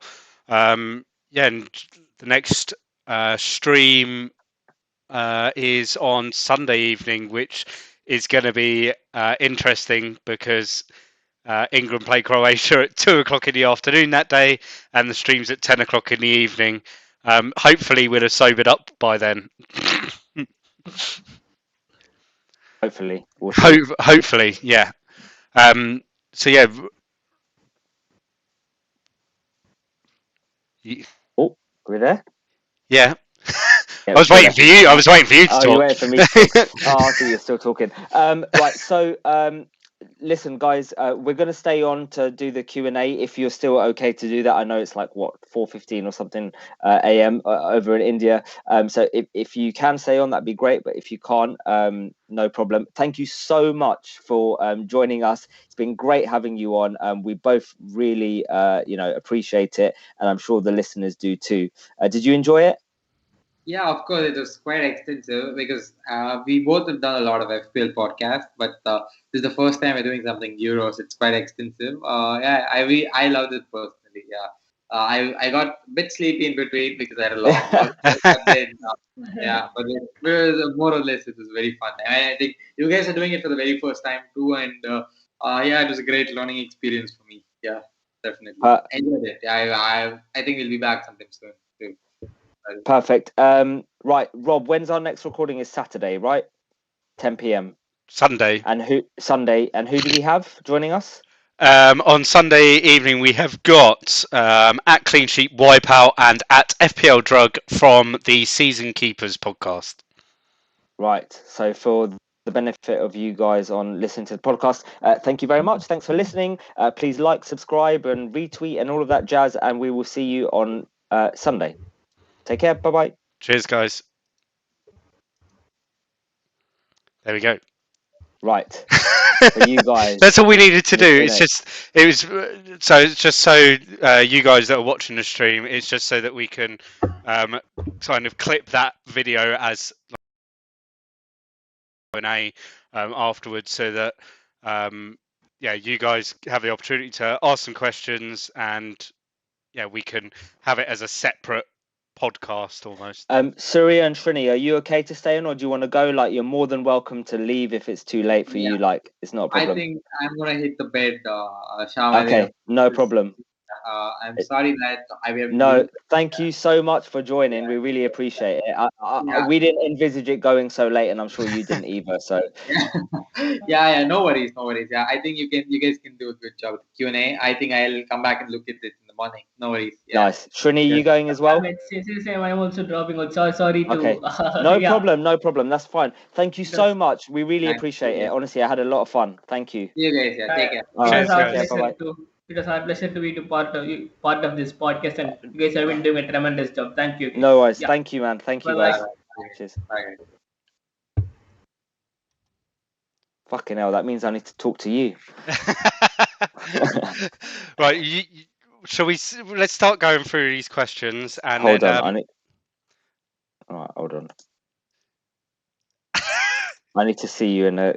Do we need to sort out the cameras? Yeah, there's people waiting. All right, okay. Yeah, but can we sort out the cameras? Does the cameras look all right? I don't know how it looks. Sham, everyone's watching you. Okay, right. Let's start going through the questions. What? What are you laughing at? Oh God. What? Right, questions. So, Paolo, do you prefer Carrasco or Shaqiri? Would you try to fit in both? I think Shaqiri takes some set pieces and corners, and Carrasco may not start at the third match day, but Carrasco just feels right. If you start on that while I sort out the cameras. Carrasco, I really like him as an option. I need to read the question again. Right, do you prefer Carrasco or Shaqiri? Would you try to fit both? I think Carrasco should definitely be in your side. If you can bring in Shaqiri as well, perfect. If you can't, then I don't think he's as good as much as a must as Carrasco is. I personally prefer Carrasco over Shaqiri. If I think of another player that comes up that's better Shaqiri, I would happily move them in. But Carrasco is an absolute lock for me. Do you agree, Rob? Yeah, I mean, I've got both of them in my team. I'd go with what Paolo said. Would you try to fit in both? Yes. I think they're both great value, especially in match day one. Paolo has mentioned about the third match day. It's probably more for fan team. Yeah, I think he's a player. I don't know what his price is, but yeah, there will be concerns, and those that are on the um, chip strategy of 1 and 3, and having the limitless in 2. Yeah, he might be a player that you have to move out, and this is where I'm talking about where I like flagging players. He will be Yeah. a player that might be kind of flagged for me in match day 3, which would lead me into the wild card. Okay, David asks, could Castagna be a shout, a bit more expensive than Denier, but he plays on the wing?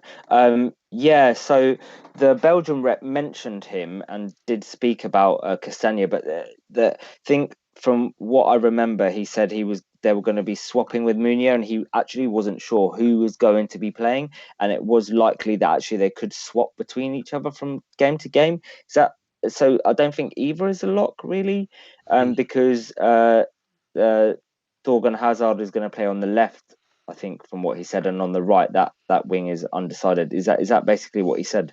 Yeah. Is that your thoughts on it as well? Yeah, I think Jason Denayer. I think if one of the things as well with that, they're quite. There's a high price tag on both of them for players that we're not entirely sure. I think it's more likely to be Castagna than Meunier, Yeah, but I think it's a lot of money if it isn't that way round. Whereas Denayer is locked and at 4.5. cool. Next question: is Wijnaldum a worse option now that Netherlands are going to play a 5-3-2?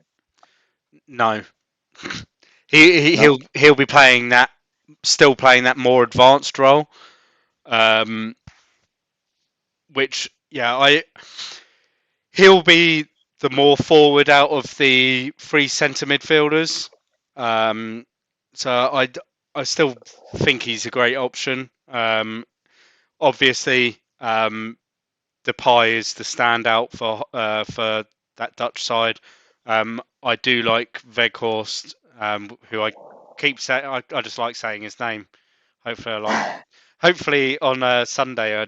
Is it Sunday? Yeah, Sunday they play. Sunday evening. I'll probably just keep saying his name after he's banged a hat trick, and I've proved everyone wrong. I think he's still a good option, Wijnaldum. He likes to get forward. He makes those. It's part of his natural game.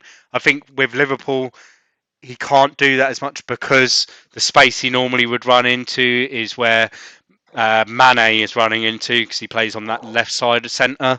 I just think he's still a good option for the Netherlands. Zhao CB asks, is it worth upgrading Radecki to a 4.5 goalkeeper? Already have the Austrian keeper. Me personally, I don't think so. It depends what that 0.5 is going to do elsewhere in your squad. If you really want a player that is 0.5 more or whatever, then yeah, it's an option. But if there's a player that you can take 4.5 off and 0.5 off and you can do that, then fine. But otherwise, I don't think it's worth it. What do you think, Rob? I mean, at that 4.5 price, there's not much by way of nailed keepers that have got good fixtures. You've got the Scottish Marshall, right? Yep. So you got Marshall, Bachmann, who he's already got.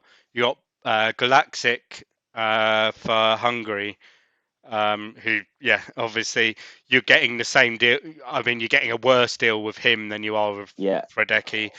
You've got Krul and Stecklenburg, who we don't know whether either of them will start. It could still be Bizzo that starts for Netherlands. You never know. Like De Boer could just pull a fast on everyone. I think trying to use that if you're trying to.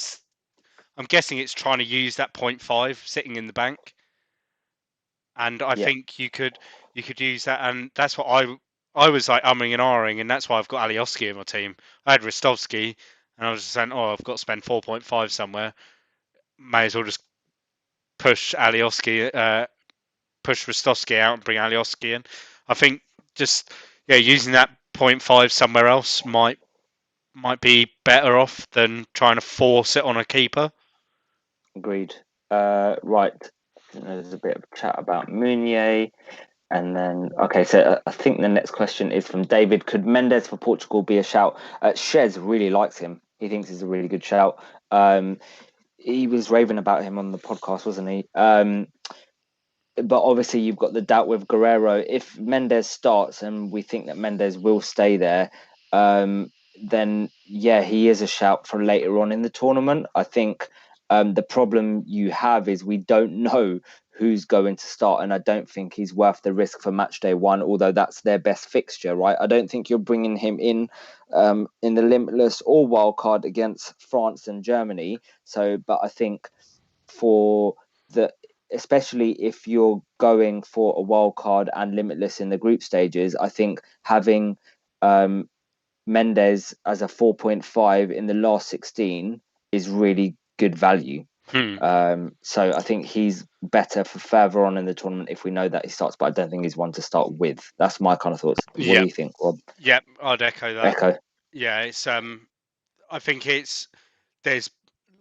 and I think you want to go for the nailed players, and where he isn't nailed, and we're not going to see that lineup, we're not going to get any team news pre-deadline for that. So it's a kind of a wait and see. He could also, we know he's young. I think he's 19. Yeah. He could start in that first game, and the occasion might get. You don't know. Get to him. Yeah. So it's just a watch. If he plays well, if he starts and he plays well, I think then moving he can then be on your mind for the round of 16. Right, Joel asks thoughts on Pedri. The 6 million mark for midfielder is a wasteland, and I already have Berardi, but need another. Rob, you were looking at Pedri. Do you want to answer this question? Because I know it's someone that you were initially keen on. So I really liked Pedri, and then Sergio Busquets got COVID, so I now don't like Pedri. The reason I liked Pedri in the Spanish midfield is because him and Busquets have formed quite a partnership with Barca in that midfield. He is still young and inexperienced on a international level, but Luis Enrique likes him and is the sort of manager that will pair players up that are familiar with each other. And Pedri and Busquets is an example of that. Now, without Busquets there, I'm wondering whether there's now questions on whether Pedri would start. Would Rodri then come in instead for match day one to play in that midfield? I'd lean towards that, where going with the player that has just won the league with Manchester City, has made a Champions League final, has got lots of experience elsewhere. So it's a shame. And unless Busquets, unless we get news tomorrow morning saying, and this is why Kimmich is in my team. Unless we get news tomorrow morning saying, Busquets will definitely play on Sunday. I'm, Which I don't think we will, because he has to isolate for a period of time, right? I think he's pretty much guaranteed to not be playing on Sunday. Yeah. I think it's another case of wait and see. He could be another budget pick for the round of 16, similar to Mendes. Asan asks, is nobody interested in Kane? Do you know what it is with Kane? Is that for those that are going, well, this is my personal thoughts. For those that are going for the limitless in 2 and wildcard in 3, I think for match day 1 there are much better forward options. You know, you've got Depay, you've got Lukaku, you've got Ronaldo, you've got Lewandowski, and I think there are better options than Kane against Croatia. However, if you're going for a limitless in match day 2, I think Kane is gonna be a lock in most people's side.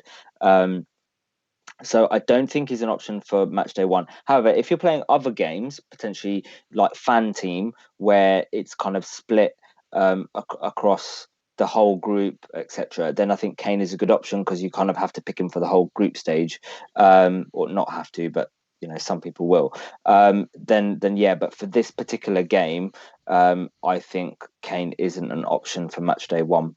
You echo my thoughts, Rob? Yeah, not when there's much better premium options out there.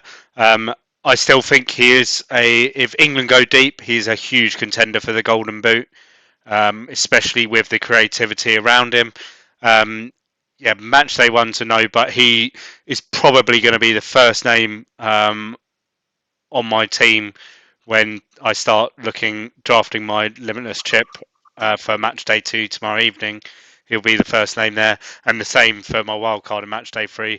He'll be the first name on the team because I think across the group stage he will score 2, 3, maybe 4 goals, but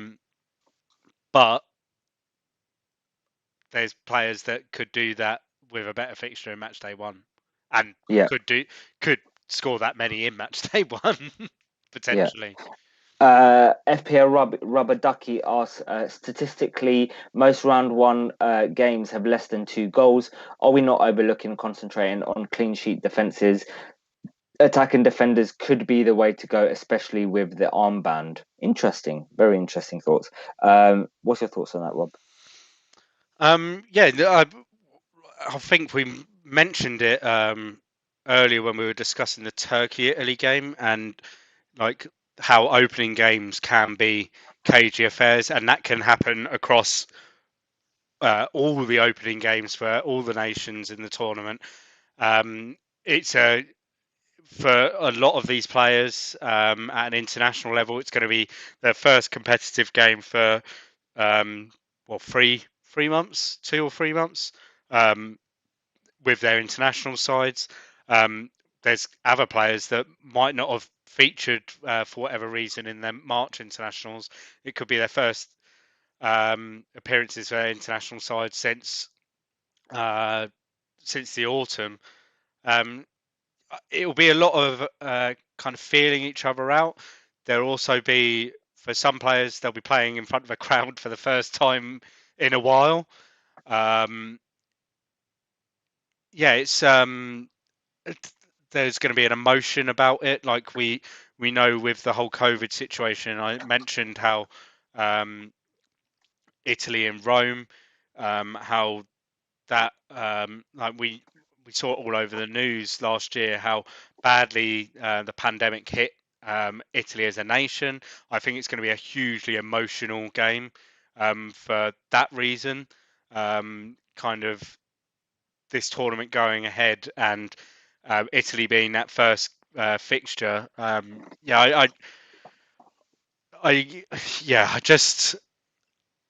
can't see goals galore. Would I go and captain defenders over attackers? Maybe not.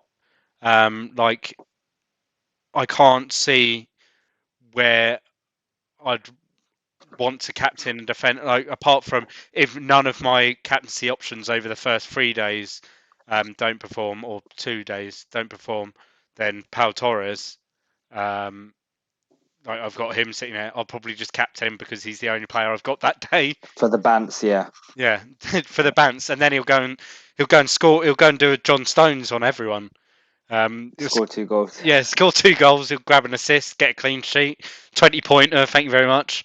And you won't have him, so no, I'll be crying. I currently don't have it, although I am thinking Windal. I just talked you into it. Yeah, you talked me into it now. Yeah, good thought. Good question, Robert Lucky. I think I kind of echo what Rob says, but I guess the fantasy player in us wants to go with the strikers and the attackers and kind of want to score lots of goals, even though it may not necessarily be the right thing. But I guess the fantasy love in us wants to I think do it, if right? you looking at the casuals as well, like there'll be a lot of casuals that will just stick the armband on Ronaldo. Like at the start of the week, they'll just stick the armband on Ronaldo. Yeah, yeah. There'll be other casuals that, well, the semi-casuals that will be moving the armband around, but yeah, purely on attacking players. I think, especially with some on 2 or 3 of the days when these highly owned attacking players are going to be captained, I just don't think it's worth it. Yeah, if you've got the Right. choice between Cancelo and Ronaldo, I'm going Ronaldo all day. Right, got a question from Paolo. Ristovski Alaba and Ferran Torres, or Alioski, Shaqiri, and Seb Larson / Pedri. Ristovski, Alaba, and Ferran Torres. Oh, that is a close one, you know. I would probably edge towards Alioski, Shaqiri, and Larson / Pedri purely because I don't know what that Spain team is going to look like. If, for example, we get news that everyone's okay and whatever, then I'd go for Ristovski, Alaba, and Ferran Torres personally. He says, I don't have any other 4-day players to captain in the squad, so I need a 4-day midfielder at 6 million. Any other options? Maybe Zielinski. I think Zielinski's 7 million, not 6. I think I might be wrong. One thing that's like you talk about that I need a day 4 midfielder. You know, a lot of people I think are putting too much pressure on the fact that you have to have a captaincy for every day. Like I think it's good to have a captaincy for every day. Don't get me wrong, but I think it's only not essential, but I think it's only more important if the other options aren't great. But the fact that you're going to have 4 good options out of 5, or 3 good options out of 5, I don't think it's as important. Is my opinion. What do you think, Rob? Well, firstly, answer the question: which one do you prefer? I mean, we've said that. I'm just going to say like about that day 4, and we said it when we were looking at in the match day review earlier. There's not any standouts, especially with how things are unfolding with Spain. Regarding the choices, I would go with the second one, just because I'm not happy about locking up that cash in for Torres when there's the doubts. Even if he does play, I think we need to remember this. Even if half the squad does play, and like if there's certain players that are missing, the fluidity of that squad just completely disappears. Mm-hmm. And I think, yeah, focusing too much on Ferran Torres when Busquets is out, when Llorente is out, when other players are doubtful, I'm just not sure about. I'm completely happy with that. I'd want an 100% fit and ready to go Spain squad to be looking at locking in that money. I think it's like if say an FPL, like a team like Liverpool, when they were having all these defensive injuries, did you want to lock that money into TAA and Robertson back in the autumn? Not really, because they had half of the defence out. I think it's kind of that's maybe an example to use for that argument. So yeah, I just prefer that second option. I'd probably go Seb Larson over Pedri. I think So Alioski, Shaqiri. I've got both of them in my team, and need yeah. a day 4 midfielder at 6 million. Any other options? I can't think of any at the top of my head. Zelensky's 7, I know that. I think Suchek. Zelensky's, Suchek is 6.5. Right. Arva asks, any love for Arnautovic? Looked dangerous when he came on in against Slovakia. No, he's a cunt, mate. You're not going to get any love for Arnautovic from Sham, especially when he's playing for you next season. I'm not sold on Austria on a whole. If I was going to be investing my money in Austrian attack, I'd probably go with Sasa Kaladzic, purely because we know he's 100% fit. Arnautovic, we know that he can perform on the day, but I think there's too many flags around him for me to go, yeah, I want you in my team. I doubt he will start in match day 1. I think in a friendly, you'd start him, but once you get into the nitty gritty of a major tournament, you want your players 100% fit. So I could be proven wrong, but yeah, I don't think so. Not unless if he performs well and then we go into one of the later match days and I fancy him, then yeah, but not for me at the moment.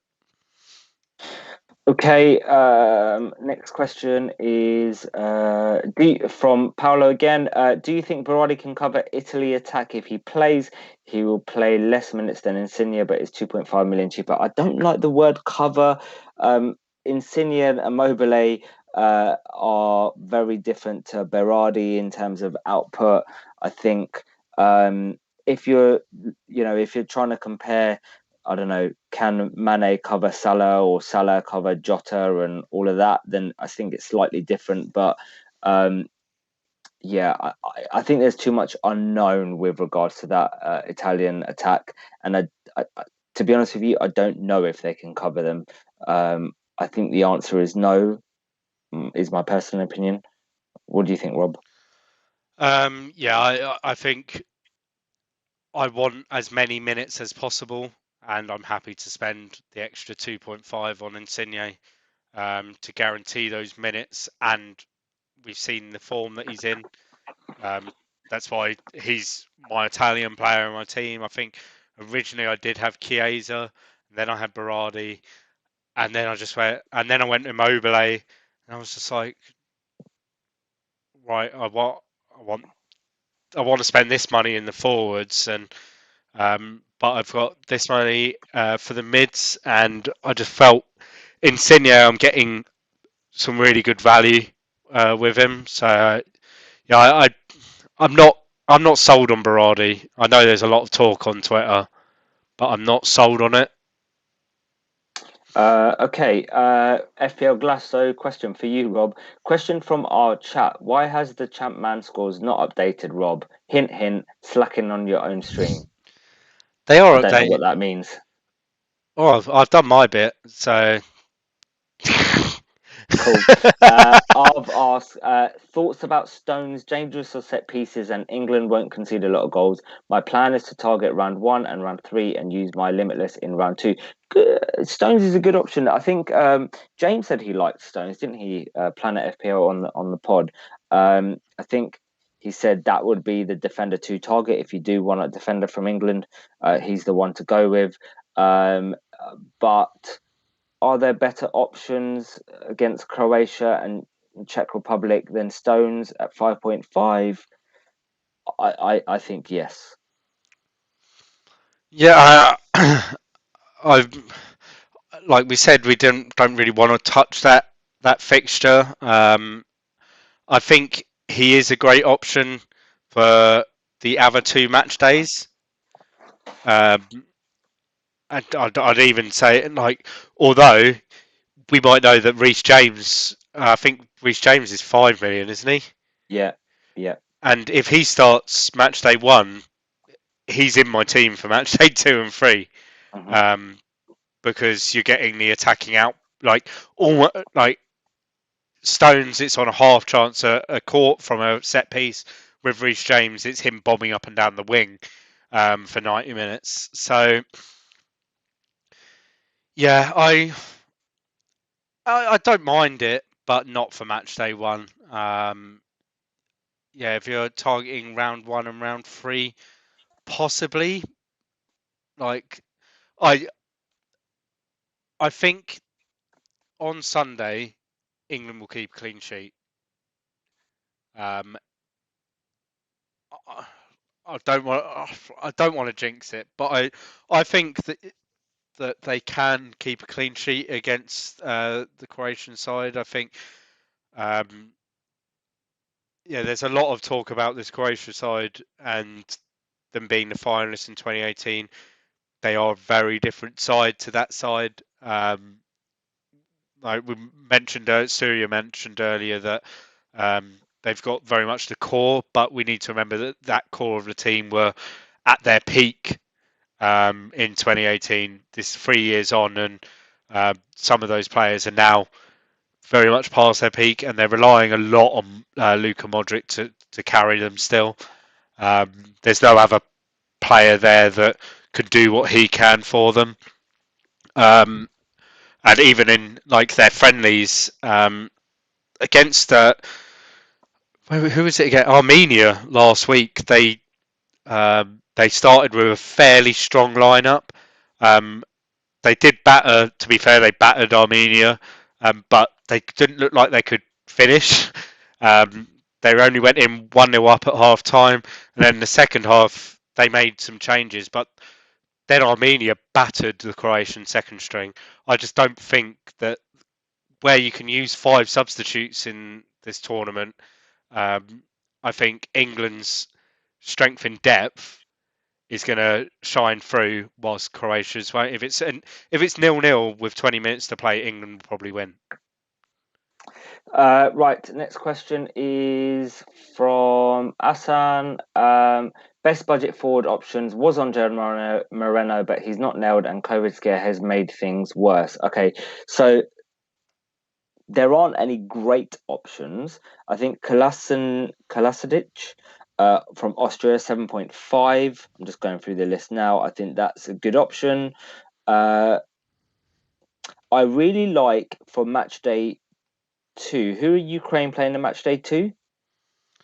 Ukraine have got North Macedonia. I like Yarmouk. Yep. He's a good player for match day 2. You like Weghorst for Netherlands, 7 million. Other than that, I don't think there's many kind of forward options. I think people are looking at Adams, 6.5. It's a lot. It's very much slim It's a wasteland, pickings, isn't it? Yeah. Slim pick at that under 7 million mark. Like when you get into match day 3, like if England have qualified, then someone like Calvert-Lewin becomes a good option. But yeah, you've got. I'm just looking at selected by Moreno, 11% owned. Do you know there's a 5 million forward for North Macedonia, also called Ristovski? Yes, he got added late into the squad. I'd put my neck out and say budget as a gamble, either Pandev or Adams. Like there's no other. I'd like, David's just said it at the bottom of the chat, and I agree. Wind is a good option if we know that he's starting. A really fucking good option. But I think he would be one of the best options for that budget midfielder attacker. But we don't know whether or not he's starting. That's the problem. And we won't know. It's tough. I'd take a gamble on Pandev. I know that Steve is probably somewhere out there, and he has things to say about North Macedonia, but he does love Goran Pandev. Right, we've got a few more questions. Sorry, Rob, were you going to say something else? No, Che Adams, I think It's worth a gamble. He'll probably start. He's performed quite well for Scotland in the handful of caps that he's had now. So yeah, I wouldn't argue against him.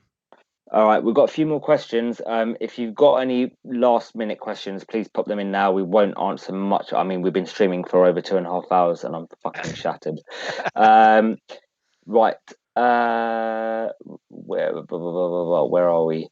Okay, Arva asks, without bonus points, isn't it a bit strange that people don't chase the defender's value? A clean sheet equals a goal for a forward. I don't understand the question. So where you've Why got aren't the we slightly targeting defenders more because the forward scores the same points? Is that what it means? essentially, yeah. So like where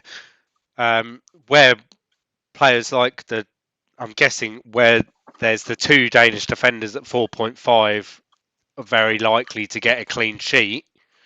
Yeah, why are more people not chasing that sort of value and then trying to get more value from their defence?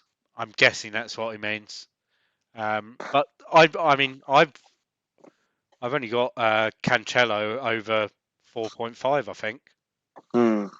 I think all my defenders are 4.5. I think the 4 in that 4.5 bracket, there is so much value from defenders. It's unbelievable. Because whoever priced the game doesn't watch much international football. At the end of the day, like we saw that with Hradecky at 4 million when the second choice keeper who started in March because Hradecky was injured, second choice keeper's priced at 4.5. And Hradecky's the obvious standout. Right, we've got another question from Paolo. Is it too risky to go without Italy, Spanish, and Belgian defenders? No, not at all. No. Because to be honest with you, I think all three of them could concede. I think Italy will concede. I think Belgium will concede. And I think there's a possibility Spain will concede. I could easily see Russia scoring against Belgium and Turkey scoring at Italy. I don't know about Sweden and Spain. That's undecided because I don't know what's going on with them at the moment. But no, I personally don't think it's risky at all. I think for match day one, there's no value in the Italian defence. The Spanish defence, the Spanish defence, Pau Torres, Belgian defence, Jason Denayer, because at 4.5, there is a chance of a clean sheet. But yeah, I think if you can find value elsewhere or fancy punting elsewhere, do it. I don't think there's any risk at all in going without. Right, another question. What's your limit for not changing your captain 2 times 6 points? Good question. For me, it's a goal and an assist. For me, so it would be 10 points, or a clean sheet and assist. Yeah, I was thinking. Yeah, I want a double-digit haul from my captain. Yeah, and it would be double-digit. 10 is fine because I'm happy to if I've got 8 points. Say I've got 8 points from Lukaku. I'm probably not going to come off him until Ronaldo. But then I'm going to go with Ronaldo and gamble on the double digit. I think it all depends on who. I think what my plan is to do is I want to rank. So I'll rank my captaincy choices, and then try and project how many points I feel each captaincy choice will score on that game day. If they surpass that, well, if say so, game day one, Insigne, he grabs a goal and it's 6 points, and then I then predict that on let's go match day 2. I go Lukaku and I expect him to score 10 points. Then I'm going to go to Lukaku for the second game. Now, if he only scores 6 points, I'll then look at match day 3 in Veghorst, and I'll probably go, I'm not sure whether he's going to start, for one, because it's at 8 o'clock.